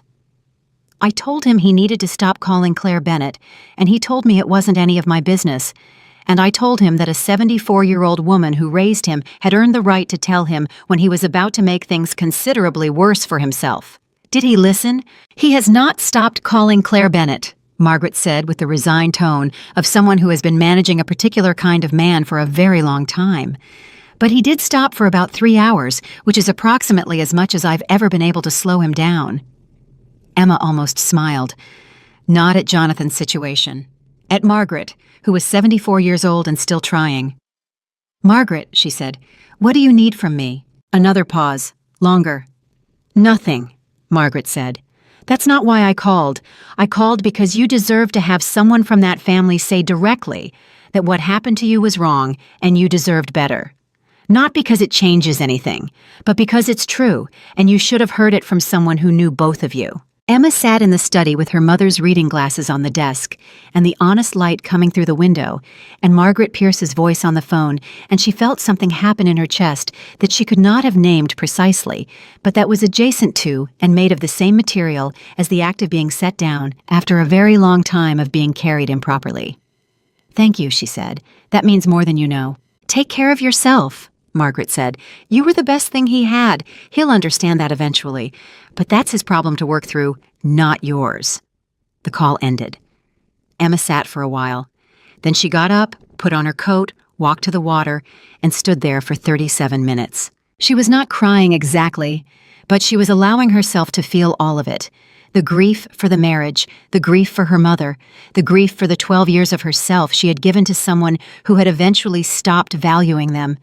The strange, bittersweet relief of a clear accounting, the tentative, solid, real thing that was taking shape in this house, in this legal filing, in the work she was doing every day at this kitchen table. She was allowing herself to feel it because she had earned the right to feel it, and because feeling it completely was the only way through it, and because on the other side of it was the life she was building, which was hers, which was real, which was already beginning. She went back inside when the cold became insistent. Alexander called that evening, which was not unusual. What was unusual was that he opened the call not with logistics or news from Chicago, but with, "I've been thinking about what you said, about whether you wasted 12 years or built them." "And," she said, "I think he said that the question itself is worth examining, because the framework of waste versus not waste assumes that the value of an experience is determined by the outcome the person you invested in produced. And I think you've been operating under that framework for a long time, measuring what you gave by what Jonathan became or didn't become." She waited. "But that's his metric," Alexander said. "It was always his metric. The question that actually matters is what you became, what you built in yourself. What you know, what you're capable of, what you can do now because of everything you did then, including the things you did that he took credit for, including the skills you developed that no one acknowledged." A pause. By that metric, the 12 years produced something remarkable. It just produced it in you, not in him. She was quiet for a long moment. "That's a very good reframe," she said. "It's not a reframe," he said. "It's the accurate frame. You just hadn't applied it to yourself because you're much better at accurate analysis of other situations than you are at applying it to your own."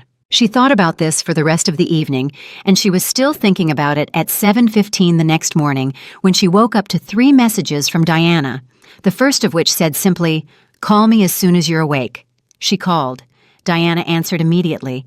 "Jonathan has done something I did not anticipate," she said, which was a sentence Diana Choi had almost certainly never said before, because Diana Choi made a professional practice of anticipating everything. "Tell me," Emma said. "He has retained a crisis communications firm," Diana said, And they have placed a piece not in a major outlet in a mid-tier business blog, but it will circulate that positions him as the victim of a coordinated campaign by his ex-wife and her associate Alexander Reed to destroy his reputation and seize control of assets that he claims were legitimately used to protect the broader Pierce financial portfolio during a volatile market period. Emma's jaw tightened. He's claiming it was legitimate. He's claiming it was a mutual decision that you were aware of and have subsequently denied, Diana said. He's claiming you're acting in concert with Alexander as a personal and financial adversary. That's not true. I know it's not true, Diana said, and we can demonstrate that it's not true. But Emma, he has also named you personally in a counterfiling, alleging that your flagging of the trust transactions constituted a breach of fiduciary responsibility as a co-trustee of the marital estate. Emma sat down. I was not a co-trustee of the marital estate, she said. My role relative to the family trust was as a beneficiary and observer. I had no fiduciary authority over marital investment decisions. Correct, Diana said, and that is exactly what our response will establish. But the filing means this goes into a more public phase. He's forcing it into a space where both of your names will be attached to a legal dispute that the press will cover. Emma breathed in through her nose, breathed out. He thinks I'll pull back, she said. That is my read, Diana said. He thinks that if he puts my name in a public filing, I'll be afraid of the attention and the legal exposure, and I'll agree to a quiet settlement that includes some provision that protects him. Yes, Diana said. That is, I believe exactly what he thinks. He still doesn't know me, Emma said. A pause, and then Diana said something Emma had not heard from her before, a brief, precise sound that was unmistakably a laugh. No, Diana said. He does not. What would you like to do? I want you to respond to every point in that filing with complete documentation, Emma said. I want the timeline of my involvement with the trust established clearly and permanently in the legal record. I want every communication I had about those transactions, every date stamp, every record that demonstrates when I knew what I knew and what I did with it. She paused. And I want Victor Stiles contacted, not to pressure Jonathan, but because Hartford Capital's independent assessment of the trust situation will carry weight that my personal account won't, and I want that weight in the record. Diana was quiet for 3 seconds. You've been thinking about this? I've been thinking about everything, Emma said. I've had 3 weeks of very good thinking time. She heard Diana's pen moving. All right, I'll have a response strategy to you by end of day. Victor Stiles will be a strong addition. He's already indicated his willingness to cooperate with the regulatory process. One more thing, Emma said. Claire Bennett, has she been in contact with you? 3 times this week, Diana said. She has provided documentation that is considerable. Jonathan appears to have sent her text messages in the past 2 weeks that constitute, in my professional opinion, an attempt to obstruct the regulatory process. Emma felt the specific quality of something clicking into place. Does the regulatory body have those messages? They will by this afternoon, Diana said. The call ended. Emma set the phone on the table and looked at the contractor files spread around it, the bids for the East Wing, the restoration plan for the coastal studio, the preliminary site assessment for the garden that she was considering converting into an outdoor program space. All of it was there, concrete and specific, and entirely concerned with the future. She looked at it for a moment, then she picked up the phone and called Alexander. He answered on the first ring this time. Diana called me, he said immediately. I know. He named you in the filing, Emma said. I know that too. I'm sorry, she said. You're being pulled into this because of me. Emma. His voice was direct and calm and entirely untroubled. He named me because he thinks my involvement gives him a narrative. He thinks if he can frame this as a corporate adversary using a vulnerable woman to conduct a hostile action, he creates sympathy and confusion. He's wrong on both counts, but more importantly, I was aware that being associated with this situation carried risks. I'm not surprised and I'm not concerned. You're not concerned about being named in a business fraud filing? My legal team was briefed 3 days ago, he said, on the basis that I knew it was coming. Fitch telegraphed it. A pause. Did you think I wasn't paying attention? She almost laughed. She was surrounded, she was realizing, by people who paid attention.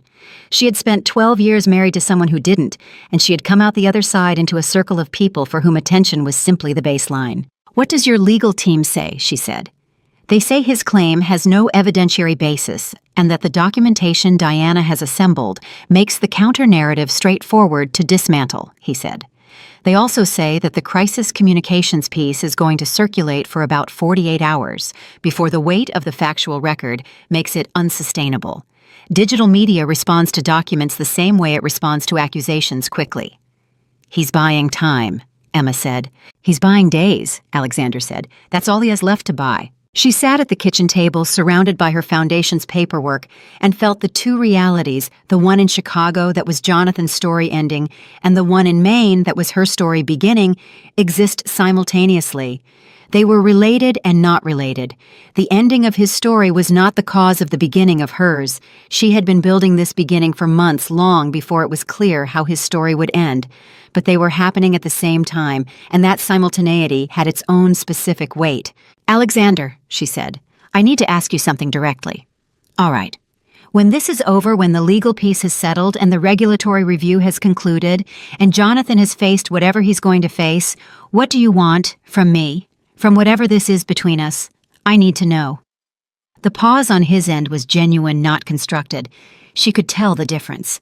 I want, he said carefully, to watch you build what you're building. I want to be someone you call when you need to talk through something difficult. I want to be in Maine sometimes and have coffee at that kitchen table. Another pause. I don't want to rush what this is into a shape I can name before it's ready to be named. I think you've had enough of people deciding what things are before they ask you. She sat with this. That's honest, she said.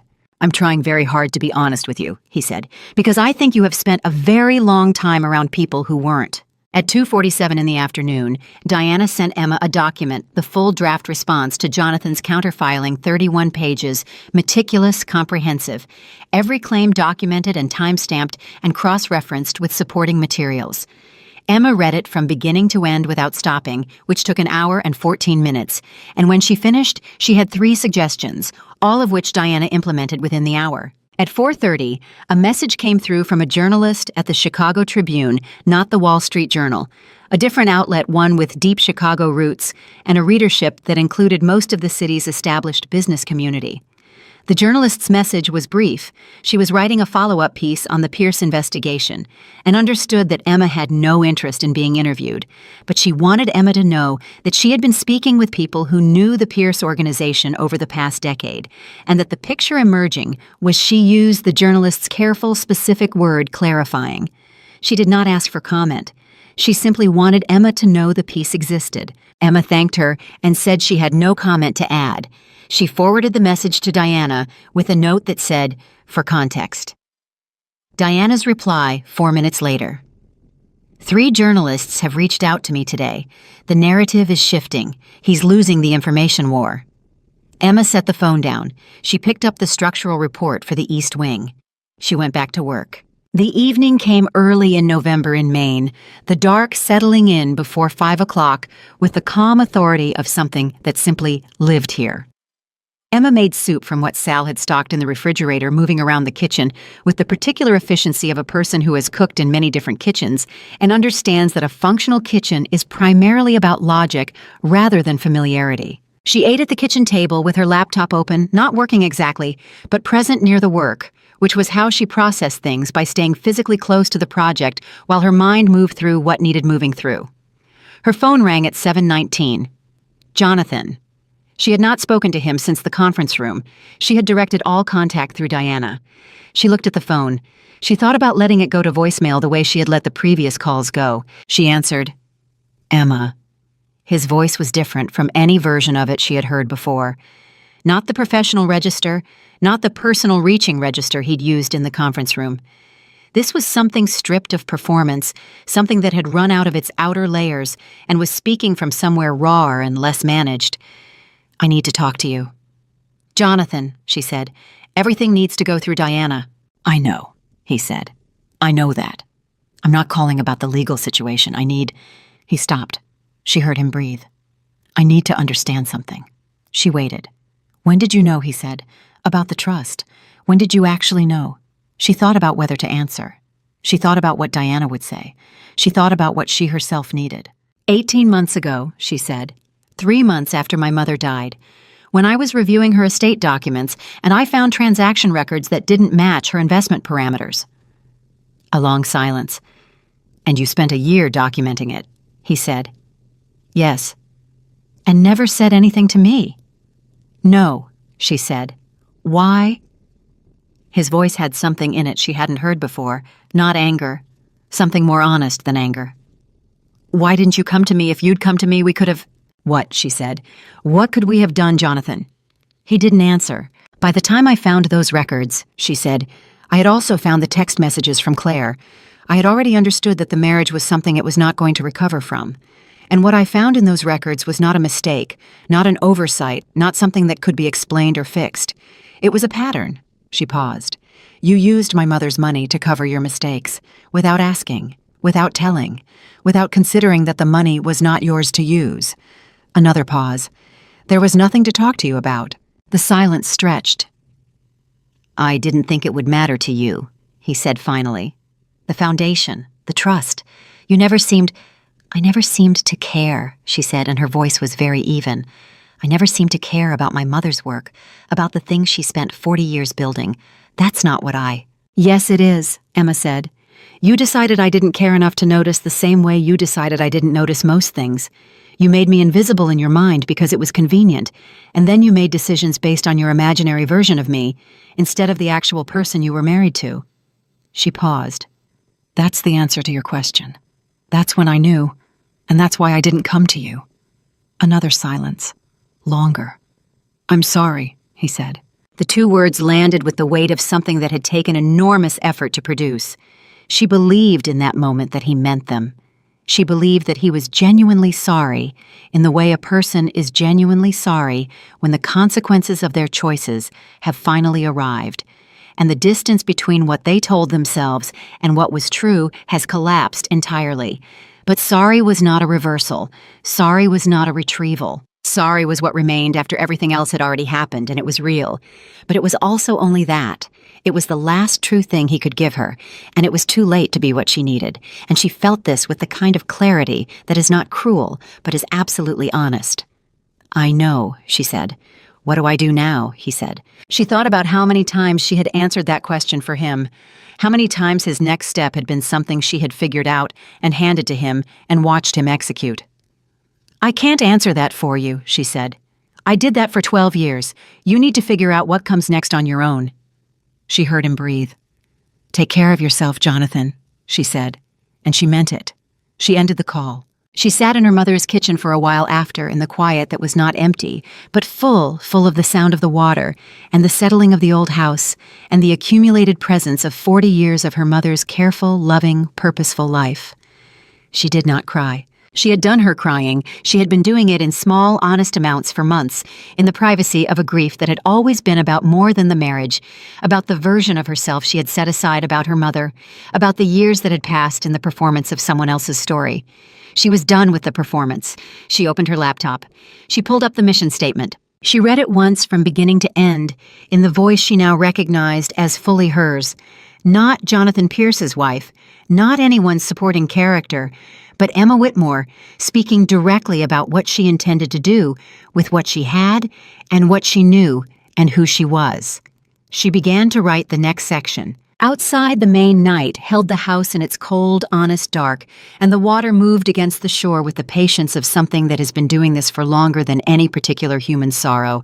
And Emma Whitmore wrote, and the words were true, and they were hers, and they were the beginning of everything that came after. The next morning arrived with the particular insistence of something that had decided not to wait. Emma was already at the kitchen table by 6:40, coffee in hand, laptop open, when Diana called with the kind of news that doesn't ease you in gently, but simply lands. The regulatory body issued a formal findings letter this morning, Diana said. 3 years of unauthorized redirections from the Whitmore Family Trust. Total exposure is just under $4 million. They've formally referred the matter to the State Attorney General's office. Emma set down her coffee. Attorney General, she said. This is no longer a civil matter, Diana said. It has moved into potential criminal territory. Misappropriation of charitable trust funds is a serious charge in this state and in Illinois both. A pause. Emma, I want you to hear this clearly. Your position is entirely protected. The documentation you provided, the timeline of your knowledge, the voluntary disclosure process you followed, all of it establishes you definitively as a cooperating witness, not a party to what happened. You have nothing to be afraid of legally. I'm not afraid, Emma said, and it was true. What she felt was not fear. It was something closer to the weight that settles on you when you understand that something you set in motion has arrived at a destination you always knew it was heading for. But that is still, in the actual moment of arrival, heavier than the anticipation. She had not wanted this. She had wanted the trust protected. She had wanted her mother's work safeguarded. She had not wanted Jonathan Pierce in criminal proceedings, not out of lingering affection, but because wanting harm to come to someone was not the same as refusing to allow harm to continue. She had stopped the harm. What the law did with that information was the law's domain, not hers. His attorneys are going to request an emergency meeting with you through me, Diana said. They'll want to discuss cooperation, reduced exposure, some framework that mitigates what's coming. My answer, Emma said, is that I've already cooperated fully with the regulatory body and the Attorney General's office, and that I have no additional standing to negotiate on his behalf. That's exactly what I will tell them, Diana said. The call lasted another 12 minutes, covering logistics Emma absorbed and filed and would return to later. When it ended, she sat at the table with her cold coffee and the morning coming through the windows and thought about $4 million. She thought about what $4 million represented in her mother's framework, the number of children who could have accessed arts programs, the number of community grants, the number of small organizations kept alive for another year on Catherine Whitmore's carefully stewarded resources. She thought about Jonathan deciding that her mother's money was a convenient cushion for his own risk. She thought about it once fully, and then she set it down. She could not carry it for him. She had learned slowly, and at great cost, that carrying other people's choices was not loyalty. It was just weight. She called Alexander at 7:15. He answered, sounding like someone who had been awake for a while. "I saw the notice," he said immediately. "Attorney General." "Yes. How are you?" "Steady," she said. "I'm steady." She paused. "I've been thinking about the foundation. I want to move the timeline forward. I've been sitting on the structural decisions for 2 weeks because I was waiting to see how the legal situation resolved, and I think that was the wrong instinct. I can't build this thing while I'm waiting for his story to finish." "No," Alexander said. "You can't. They're separate things." "I want to start the East Wing conversion in January," she said, "and I want to have the first program cohort by April. Small, 8 to 10 women, a 6-week residential component, the kind of structure that can be documented and refined before we scale." A pause. "That's aggressive." "I know. Do you have the staffing?" "Not yet," she said. "That's what I'm working on today." She heard him exhale, not with concern, with something that sounded like recognition. "What do you need from me?" "Nothing structural," she said. "I need to build this with my own hands first so I know what I'm building. But I'd like to know that when I do need something, you're not going to be strange about it." "Strange how?" "Strange the way people get when the help they're offering starts to feel like ownership," she said. "Strange the way investment starts to feel like influence." He was quiet for a moment. "Emma," he said, "I'm going to say something that I need you to actually hear." "All right. I have watched you spend 12 years giving everything you had to someone who used it without crediting it," he said. "The last thing I would ever do is replicate that dynamic with a slightly more favorable financial arrangement. When I offer help, it is help. It does not come with a claim." A pause. "If you ever feel it shifting in that direction, I want you to tell me, not after, during." She held the phone and felt the particular quality of being believed before you've done anything to earn specific trust, the experience of someone treating you like a person who has accurate perceptions rather than someone whose concerns need to be managed. "Thank you," she said. "Now go build your thing," he said. She built. The next 6 days had a momentum that was different from any she had experienced in the past several years. Not the driven, anxious productivity of someone managing someone else's urgency, but the clean, deep engagement of someone working on something that is genuinely theirs. She called contractors. She interviewed 3 potential program directors, all of them women with backgrounds in social work and organizational management, by video call at the kitchen table. She drafted a curriculum framework with Diana's input on the legal and financial education components. She spent an afternoon on the phone with Sal, who turned out to have exactly the kind of practical, no-nonsense competence that the estate's operational needs required, and who had Emma discovered been quietly maintaining the property with a level of care that exceeded the maintenance contract. Because as Sal put it with characteristic bluntness, your mother's house deserves better than the minimum. Emma had offered Sal a full-time operations role on the spot. Sal had said she'd think about it overnight, which Emma respected. Sal had called back the next morning and said yes. Victor Stiles came to Maine on a Thursday, the first week of December. He drove himself, which Emma had not expected from a man of his standing, in a sensible dark car that had none of the performative understating of wealth that some men of his generation used as its own kind of display. He was taller than she expected, with the kind of face that had been handsome once and had moved into something better lived in, attentive, interested. He shook her hand at the door with the directness of someone who had made a practice of being exactly where he appeared to be. They sat in the kitchen. Emma had made coffee and nothing else because she was not going to perform hospitality for a business meeting in her own house, and Victor Stiles did not look like a man who expected performance. He looked around the kitchen with the expression of someone who recognizes a place by description. "She talked about this kitchen," he said, "your mother. At the foundation board meeting in 2013, someone asked her where she did her best thinking, and she said her kitchen in Maine without hesitating." Emma felt the familiar catch. "You did know her." "Not well," he said, "but well enough to understand what she was trying to build and why it mattered." He accepted the coffee she set in front of him. She was one of those rare people who never confused the work with herself. A lot of philanthropists, the identity gets tangled up in the giving. Catherine kept them separate. The work was the work. She just happened to be the person doing it. "Yes," Emma said, "that's exactly right." He looked at her. "You're the same way." She didn't deflect. "I'm trying to be." Victor nodded, and the nod was approving in the way of someone who knows what they're looking at. He opened the folder he'd brought, not a presentation, not a deck, just documents, clean and organized, and began talking about Hartford Capital's philanthropic arm, its current commitments, the gap he had identified in women's transition support programming, and the specific ways in which what Emma was building at the Whitmore Coastal Foundation was positioned to address that gap in a way that existing organizations were not.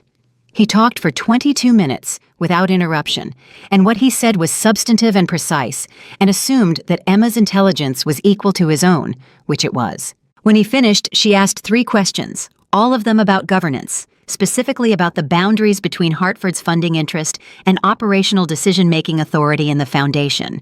He answered each one without hesitation, and each answer established clearly that he understood what those boundaries were and had no intention of blurring them. "I spent 3 years watching your work attributed to someone else," he said after the 3rd question.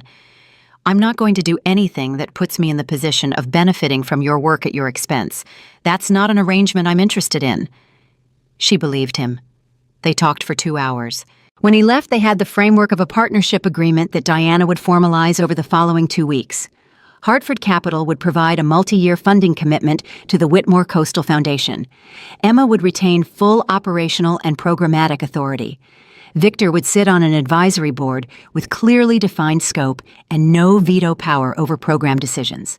The partnership would be announced when Emma was ready under the foundation's name, not Hartford's. She stood in the doorway after his car pulled away and thought about the version of herself from 18 months ago. The woman who had found transaction records that didn't add up and understood in that moment that she had been building on a foundation that was not what she thought it was. She thought about what that woman would have said if she had seen this day coming. She thought about whether she would have believed it. She thought she might not have, and that seemed important, the fact that she had not needed to believe it was coming in order to do the work that made it possible. She had not acted out of expectation of reward. She had acted because acting was the only honest response to what she had found and the only way to be the person her mother had raised her to be. The reward was a consequence, not an intention. Her phone lit up with a message from Diana Fitch's office, just confirmed. "Jonathan has entered a pre-negotiation conversation with the AG. He's cooperating." Emma read the message twice. She typed back, "Is that surprising?"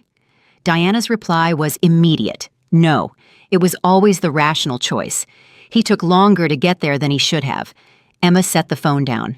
She stood in her mother's kitchen for a moment in the quiet of the early December afternoon, and she registered what she felt.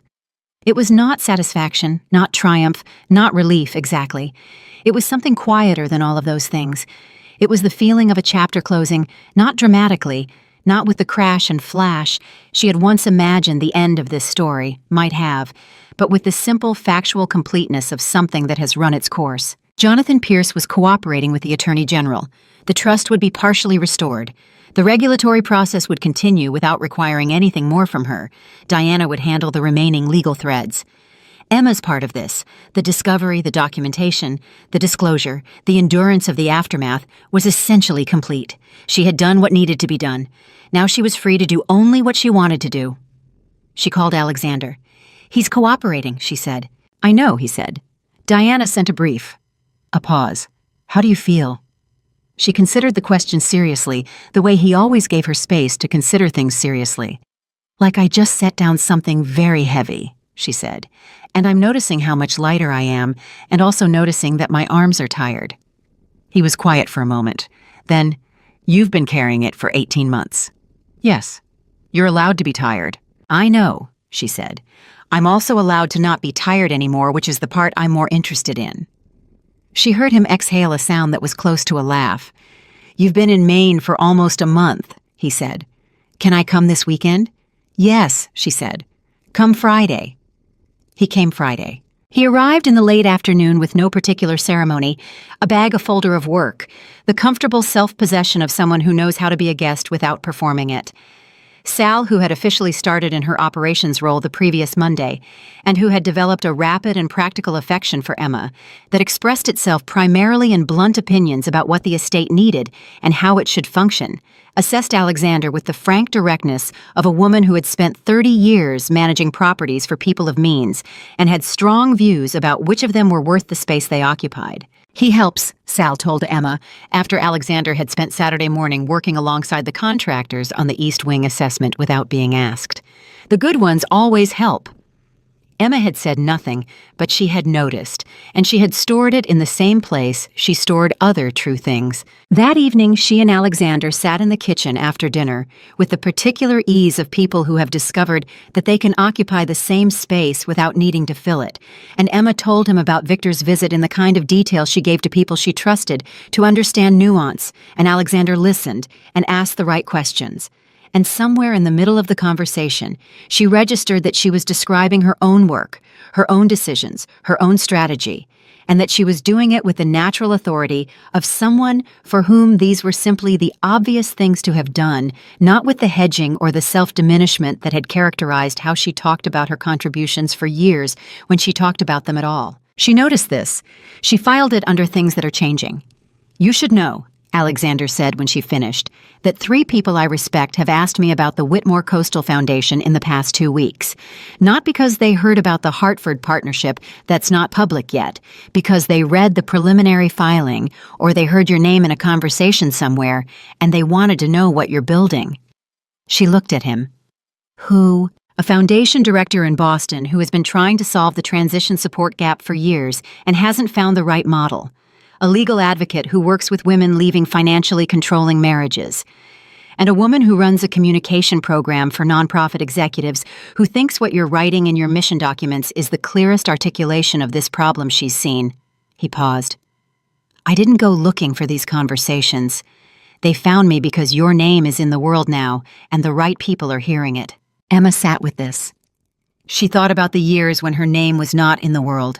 When the work was in the world under Jonathan's name, and she was the quiet mechanism behind it, and the only people who knew what she actually did were the people who had worked closely enough alongside her to see it directly. She thought about Victor Stiles tracking down the origin of quality work. She thought about Margaret Pierce calling to say she should have spoken up. She thought about Claire Bennett calling from a place of desperation and finding on the other end of the line not anger but pragmatism and the number of an attorney. She thought about the women she intended to build this, for the women who had given everything to lives that didn't see them, who needed not rescue, but the specific material experience of being taken seriously by a structure built to receive them. "I want to call the foundation director in Boston," she said, "and the legal advocate, this week."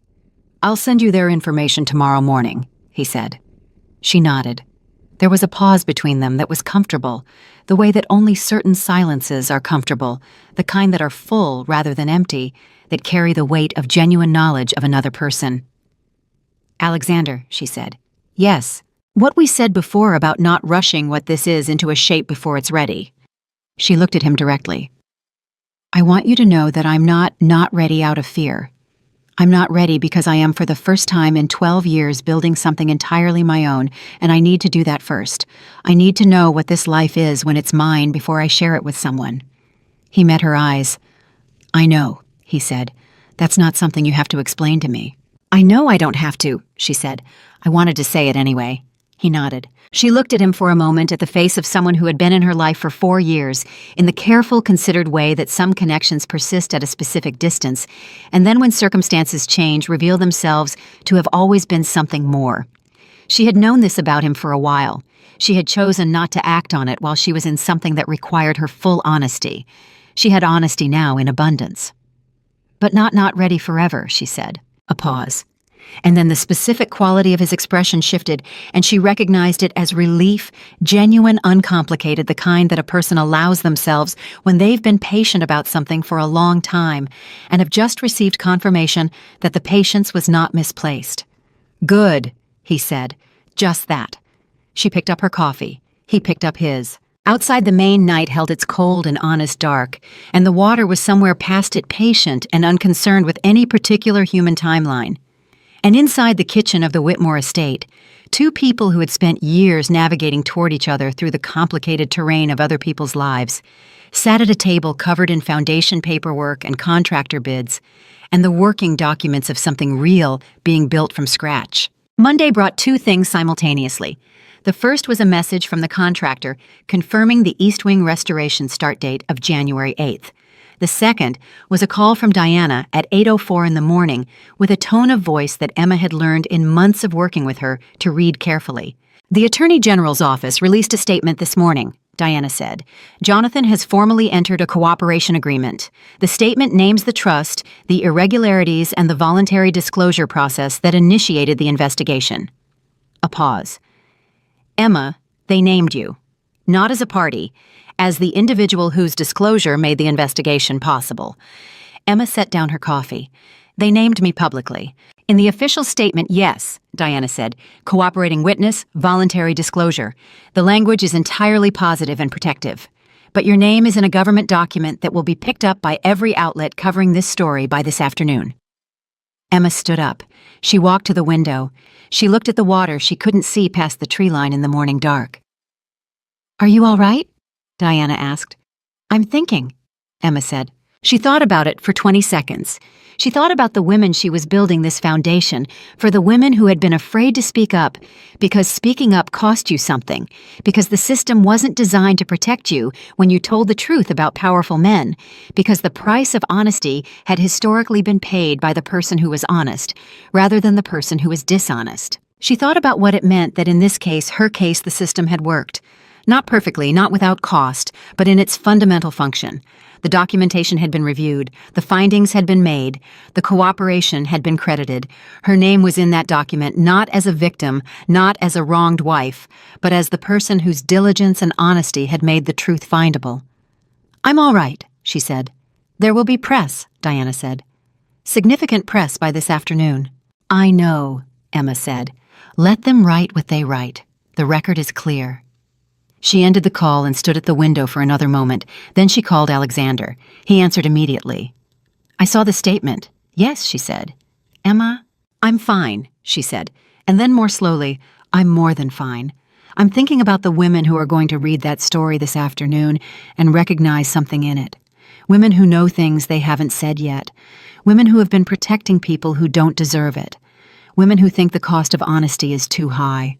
She paused. I want them to see what it looks like when you tell the truth and it holds. He was quiet for a moment. You should say that, he said. Not to the press, to the women you're building this for. Yes, she said. I'm going to write it into the Foundation's first public statement. She sat down at the kitchen table. She opened the laptop. She wrote, She wrote for 3 hours without stopping, the words coming with the particular fluency that happens when a person is saying something they have been working toward for a long time and have finally arrived at the correct starting point. She wrote about what she had built and why. She wrote about her mother. She wrote about the specific kind of courage it takes not to fight or to flee, but to document, to wait, to trust in the weight of truth carefully assembled. She wrote about what the Whitmore Coastal Foundation was going to do and who it was going to do it for. She did not write about Jonathan. She wrote about herself. When she finished, she sent it to Diana. Diana's reply came in 8 minutes, which for a 37-minute read was very fast, which meant Diana had moved through it at speed, which was something Diana only did when she was certain. The message said, "Publish this." Emma read it one more time. She sent it to the Foundation's newly registered website, which had been built by a web developer in Portland whom Sal had recommended and who had finished the site the previous Thursday. She pressed publish. She set the phone down. She picked up the contractor file for the East Wing and went back to work. By 4 o'clock that afternoon, the Foundation statement had been shared by the legal advocate in Boston, the Foundation director Victor had mentioned, and 16 other people Emma had never met. Diana sent a message that said the Boston Globe had called asking about the Whitmore Coastal Foundation, specifically not about Jonathan, not about the investigation about the Foundation. Emma wrote back, "Tell them I'll be available for a conversation in January." Sal knocked on the study door at 4:30 with tea and the particular expression of someone who has been watching events develop and has formed a clear opinion. "The contractors confirmed tomorrow's site walkthrough," she said. "And your mailbox has 3 actual letters in it, which I mentioned because I didn't know people still sent letters." Emma smiled. "Who are they from?" "One is from a law firm in Boston that I don't recognize," Sal said. "One is from a woman whose name I can't read the handwriting on. And one," she paused, and something in her expression shifted slightly, "is from Margaret Pierce." Emma's hand stilled on the file she was holding. She took the letters. She opened Margaret's last. It was 2 pages handwritten in the looping and decisive script Emma had seen on birthday cards and holiday notes for 12 years. It was not an apology. Margaret had already apologized. It was something else.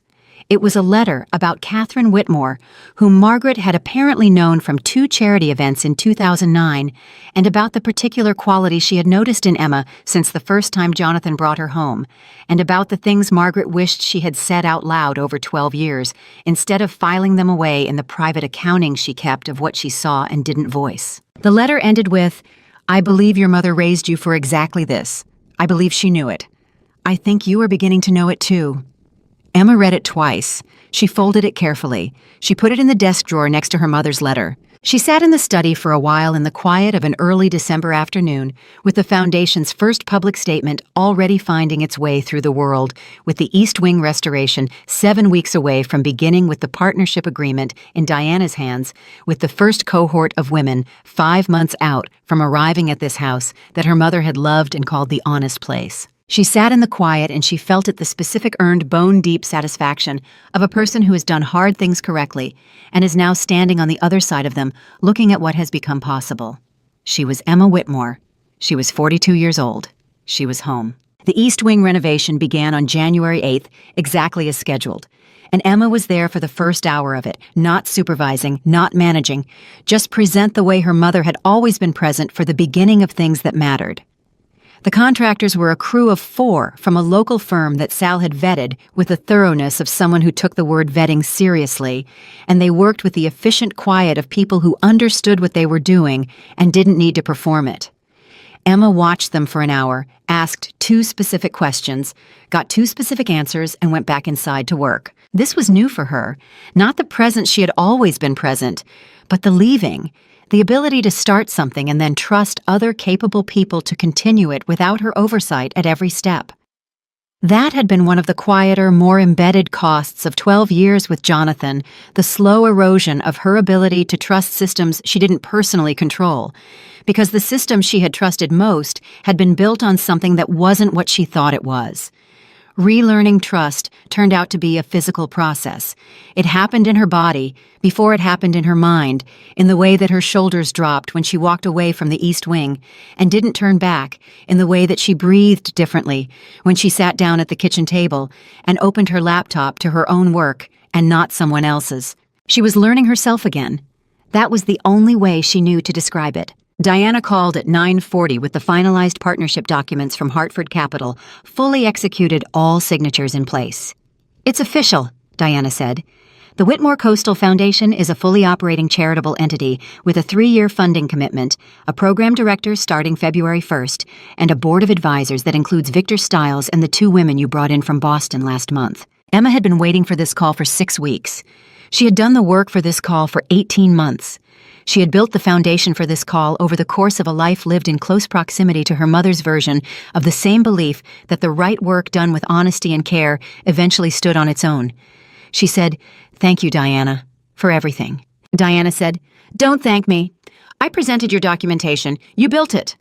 A brief pause, and then in the warmer register, Diana reserved for moments that had moved past the professional. "Your mother would have approved of all of it. The structure, the governance, the mission. She would have approved of you." Emma didn't answer immediately. When she did, her voice was steady. "I think she did," she said. "Past tense." Diana understood. "Yes," she said. "Past tense." The first cohort application period opened on February 15th. Emma had set a cap of 10 women for the inaugural 6-week residential program at the estate, partly because the physical space was still completing its restoration, partly because she was a person who understood the difference between a pilot and a launch, and knew that the integrity of the first iteration would determine every iteration that followed. She had expected to receive perhaps 40 applications, and to take her time reviewing them. By the end of the first week, she had received 219. Sal brought her the printed count on a Tuesday morning with the expression of someone who has learned not to be surprised by things, but is finding that lesson somewhat challenged. 219, Sal said, from 31 states. Emma looked at the number.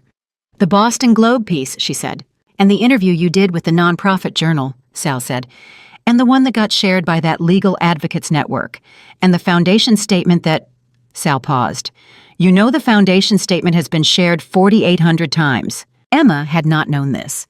She had deliberately not tracked the metrics because she had found in the 2 months since publishing it that knowing the reach of a thing in real time made her want to manage it rather than do the next piece of work, and managing it was not her job.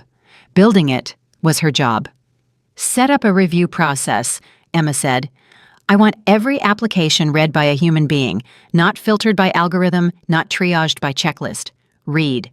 "That's a significant amount of reading," Sal said. "Yes," Emma said. "Hire 2 readers, people who understand what we're looking for. I'll review the final 40 myself." Sal nodded and left to do exactly that, which was one of the things Emma had come to deeply value about Sal.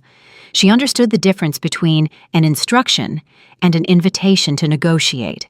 The applications arrived from women whose circumstances Emma had anticipated and women whose circumstances she had not. She had expected the financially devastated divorce survivors, the women emerging from years of economic control and isolation. She had not expected the retired executive who had spent 30 years subordinating her own ambitions to her husband's career and found herself at 63 with a full professional toolkit and no idea who she was when she wasn't supporting someone else. She had not expected the 47-year-old teacher who had been her family's emotional and organizational infrastructure for 2 decades and had never once been asked what she needed.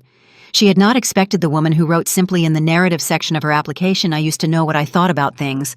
I would like to remember." Emma read that line 3 times. She called Alexander that evening. "I used to know what I thought about things," she read to him. "I would like to remember." A pause. "That's the mission statement in 1 sentence," he said. "Yes," she said. "That's exactly what it is." He came to Maine in February for the week the program director started, partly because Emma had asked him to, and partly because she was learning slowly in the careful way she was learning everything about this new version of her life, that asking for what she wanted was not the same as surrendering the selfhood she had spent 2 years recovering. Wanting Alexander in her life was not a relapse into old patterns. It was the application of everything she had learned to a situation that was genuinely different. She knew the difference now. That was the thing she had earned maybe more than anything else, the ability to tell the difference. His name was not on any of the foundation's documents. He had not offered it. She had not asked. When he was at the estate, he worked on his own things. Red Things helped Sal move furniture when the East Wing delivered its first restored rooms in the second week of February, and sat at the kitchen table with Emma in the evenings, and they talked the way they had always talked, like two people who found each other genuinely interesting, and the shape of what they were to each other was developing with the particular unhurried clarity of something that didn't need to be rushed, because it was already real. On a Thursday evening in late February, he said, "I've been offered a position on the board of a Boston-based education foundation. It would require being in the Northeast significantly more than I currently am." She looked at him. "I wanted you to know," he said, "because it's relevant to your general understanding of my geography." "Are you going to take it?" she said. "I already did," he said. "I took it 3 weeks ago. I'm telling you now because I wanted to be sure it registered as information rather than as a statement." She understood the distinction immediately. He was not telling her he was moving his life toward hers. He was telling her about a professional decision he had made, and the proximity that decision created was its own separate fact, neither more nor less than what it was. "That seems like a good board for you to be on," she said. "I thought so," he said. She picked up her coffee. He picked up his. The first cohort arrived on April 7th, a Monday, in the kind of early spring that Maine produces, not warm, not yet, but moving in that direction. The quality of the air changed just enough to register.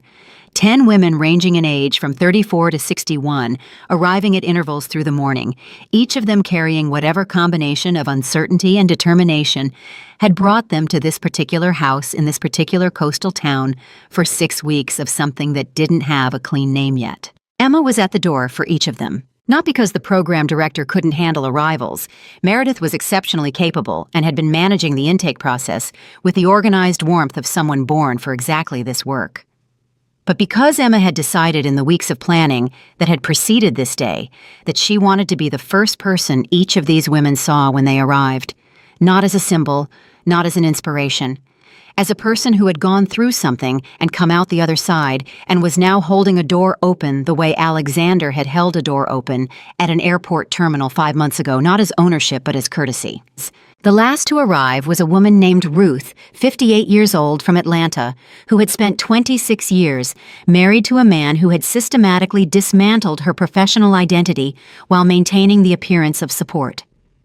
Ruth stood at the door of the estate with one carefully packed bag and the particular stillness of someone who has used up most of their courage on the act of showing up. Emma said, "I'm Emma. Welcome to the honest place." Ruth looked at her. "The honest place. My mother called it that," Emma said. "She said the light here tells the truth. I've found that to be accurate." Ruth looked at the house and then at Emma, and something in her face shifted. Not breaking. Not yet, but moving toward the possibility of breaking, which is the first step toward something that isn't broken. "I haven't been honest in a very long time," Ruth said. Not to anyone in particular, to the door to the morning, to the Maine air. "That's all right," Emma said. "You don't have to start today. We have 6 weeks." Ruth walked in. Emma closed the door. She stood in the hallway for a moment and felt the specific quality of the house with 10 women in it, felt how it changed.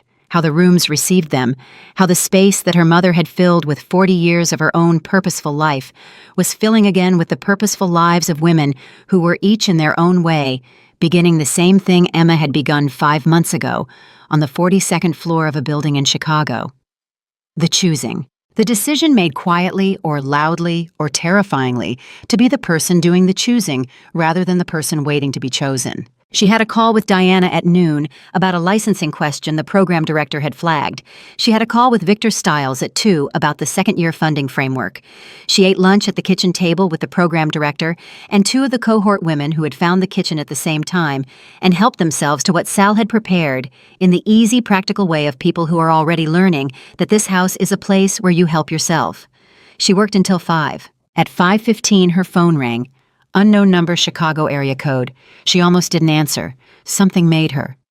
"Ms. Whitmore." A woman's voice, young professional. "My name is Sarah Eng. I'm a reporter with the Chicago Tribune. I've been covering the Pierce financial investigation. I know you haven't been commenting, and I respect that. I'm not calling for comment on the investigation." Emma waited. "I'm calling," Sarah said, "because the investigation concluded today. Final determination formally issued this afternoon. I thought you should hear it from someone before you see it on the wire." Emma set down the pen she was holding. Tell me. Jonathan Pierce has entered a formal consent agreement with the Attorney General's office, Sarah said. He will pay full restitution to the Whitmore Family Trust, $4,200,000 plus interest. He will accept a permanent bar from serving as a fiduciary or trustee of any charitable entity in the state of Illinois. His real estate license is under review for suspension. A pause. He will not face criminal prosecution. The cooperation agreement accounts for that. Emma breathed in. $4,200,000. Her mother's money. The money for the children's programs and the education grants and the arts initiatives and the perpetual endowment Catherine Whitmore had spent 40 years building. It was coming back. Ms. Whitmore, Sarah said. I'm here, Emma said. Thank you for calling. I wanted to ask you one question, Sarah said. Not for the record, not for attribution. Just off the record, if that's acceptable. Emma paused. Go ahead. Did you know when you filed the disclosure that this is where it would end up? Emma thought about the question honestly. She thought about the night she had first understood what the transaction records meant, the particular quality of that knowledge arriving in the study of the apartment she shared with Jonathan, reading a number that didn't match its corresponding documentation, understanding in the slow and nauseating way that understanding arrives when it is the kind you would rather not have. No, she said. I didn't know where it would end up. I knew what I was obligated to do and I did it. A pause. That's a pretty straightforward way to describe something that clearly wasn't straightforward. The obligation was straightforward, Emma said. Everything else was complicated. But I've learned to make decisions from the clear part and let the complicated part follow. Another pause. Miss Whitmore, Sarah said, if you're ever willing to talk on the record about the foundation, about what you're building, about any of it, I would like to be the person you call. I'll remember that, Emma said. She ended the call. She sat at the kitchen table in the house her mother had called the honest place in the late afternoon of the day the investigation had concluded, and she felt the full weight of the past 5 months settle into something that was no longer weight, but something more like ground, solid, reliable, the kind of foundation that you don't have to think about because it simply holds. She called Alexander. He answered on the first ring. It's done, she said. A pause. The restitution agreement. Yes, full amount, plus interest, plus restrictions on future fiduciary roles. Emma. His voice carried something she had come to recognize as his version of significant emotion, which was quieter than most people's and therefore more convincing. That's everything. The trust is whole, she said. My mother's work is protected. She heard him breathe. Where are you? He said. Kitchen table, she said. 10 women in this house, 3 of them currently making dinner with Sal, because apparently a group of women who have spent years doing everything themselves cannot be in a kitchen without organizing it. Meredith is running the evening session in the sitting room.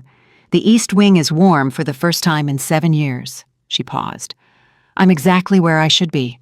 He was quiet for a moment. I'm going to be in Portland on Friday, he said. Can I come Saturday? Yes, she said. Come Saturday. She ended the call. She put the phone down. She sat in the kitchen and listened to the sounds of the house around her. The voices from the sitting room where Meredith was working with the cohort. The sounds from the kitchen where Sal and 3 women were producing something that smelled like garlic and olive oil, an organized intention. The particular sound of a house that is occupied by people who are in the process of remembering themselves. She had not expected this to feel like this. She had expected competence because she was competent, and she had expected the satisfaction of well-executed work because she understood what that felt like. She had not expected the quality of rightness, the specific bone-deep sense of a person doing what they were actually built to do in the place where they were actually meant to do it. Her mother had found this in the kitchen in Maine. Emma had found it here too. Later that evening after dinner, after the cohort had retired to their rooms and Sal had finished in the kitchen, and Meredith had sent Emma a brief evening report with the understated professionalism of someone who already understood how to communicate with her director, Emma went to the study. She sat at her mother's desk. She opened the drawer. She took out her mother's letter. She read it again, the one she had found on her first night here, the one she had read to Alexander on the phone, the one addressed to no one in particular, in Catherine Whitmore's looping, decisive script. The letter said, among other things, "The house knows how to hold people who need holding. It has always known. I have filled it with as much good intention as one woman's life could generate, and I believe that intention stays in the walls the way warmth stays in stone. Whoever comes here after me, I hope they feel it. I hope they understand that they are not starting from nothing. They are standing on what I carried." Emma read it one more time. She folded it. She put it back in the drawer next to Margaret Pierce's letter next to the contractor bid that had started the East Wing restoration next to the first draft of the mission statement that had become the foundation that 10 women were sleeping under tonight. She closed the drawer. She turned off the light. She walked down the hall to her bedroom. Her mother's bedroom, which she had made hers in the gradual way that you make anything yours by living in it honestly. And she got ready for bed. And she lay in the dark with the sound of the Atlantic moving against the Maine coast, patient and unconcerned and entirely itself, the way it had been before she arrived and would be after she was gone. And she felt herself be part of that continuity, part of the line that ran from her mother's 40 years of careful work, through the 14 months of hard, honest reckoning, through the 5 months of building something true, through this night, this house, these 10 women, this beginning that was also a continuation. She had signed the divorce papers quietly on a Tuesday afternoon in a downtown Chicago conference room, and she had walked out, and a jet had landed, and she had flown toward the sound of the water, and she had built something, and the building was not finished. It would not be finished. That was the nature of good work. It keeps going, but it was real, and it was hers, and it was standing. In the morning, the light would come through the east-facing windows the way her mother had always described honest, direct, without mediation. Ruth from Atlanta would be in the kitchen before 7, Emma suspected because people who are beginning to remember themselves tend to wake early. Meredith would have the day's sessions organized. Sal would have the house ready. 10 women would move through their first full day at the Whitmore Coastal Foundation, and some of them would be afraid, and some of them would be angry, and some of them would cry, and some of them would laugh at things that weren't supposed to be funny because grief and relief have always shared the same nervous system, and all of it would be right and all of it would be the work. Emma Whitmore had spent 12 years being invisible to the person who should have seen her most clearly. She had spent 5 months becoming visible to herself, and she had learned in those 5 months the thing her mother had always known and had tried to give her in every summer at this house, in every honest morning light over this water, that the life that is genuinely yours is not found in the person who chooses you. It is found in the moment you choose yourself, clearly, finally, without apology, and begin. She had begun. She was not going back.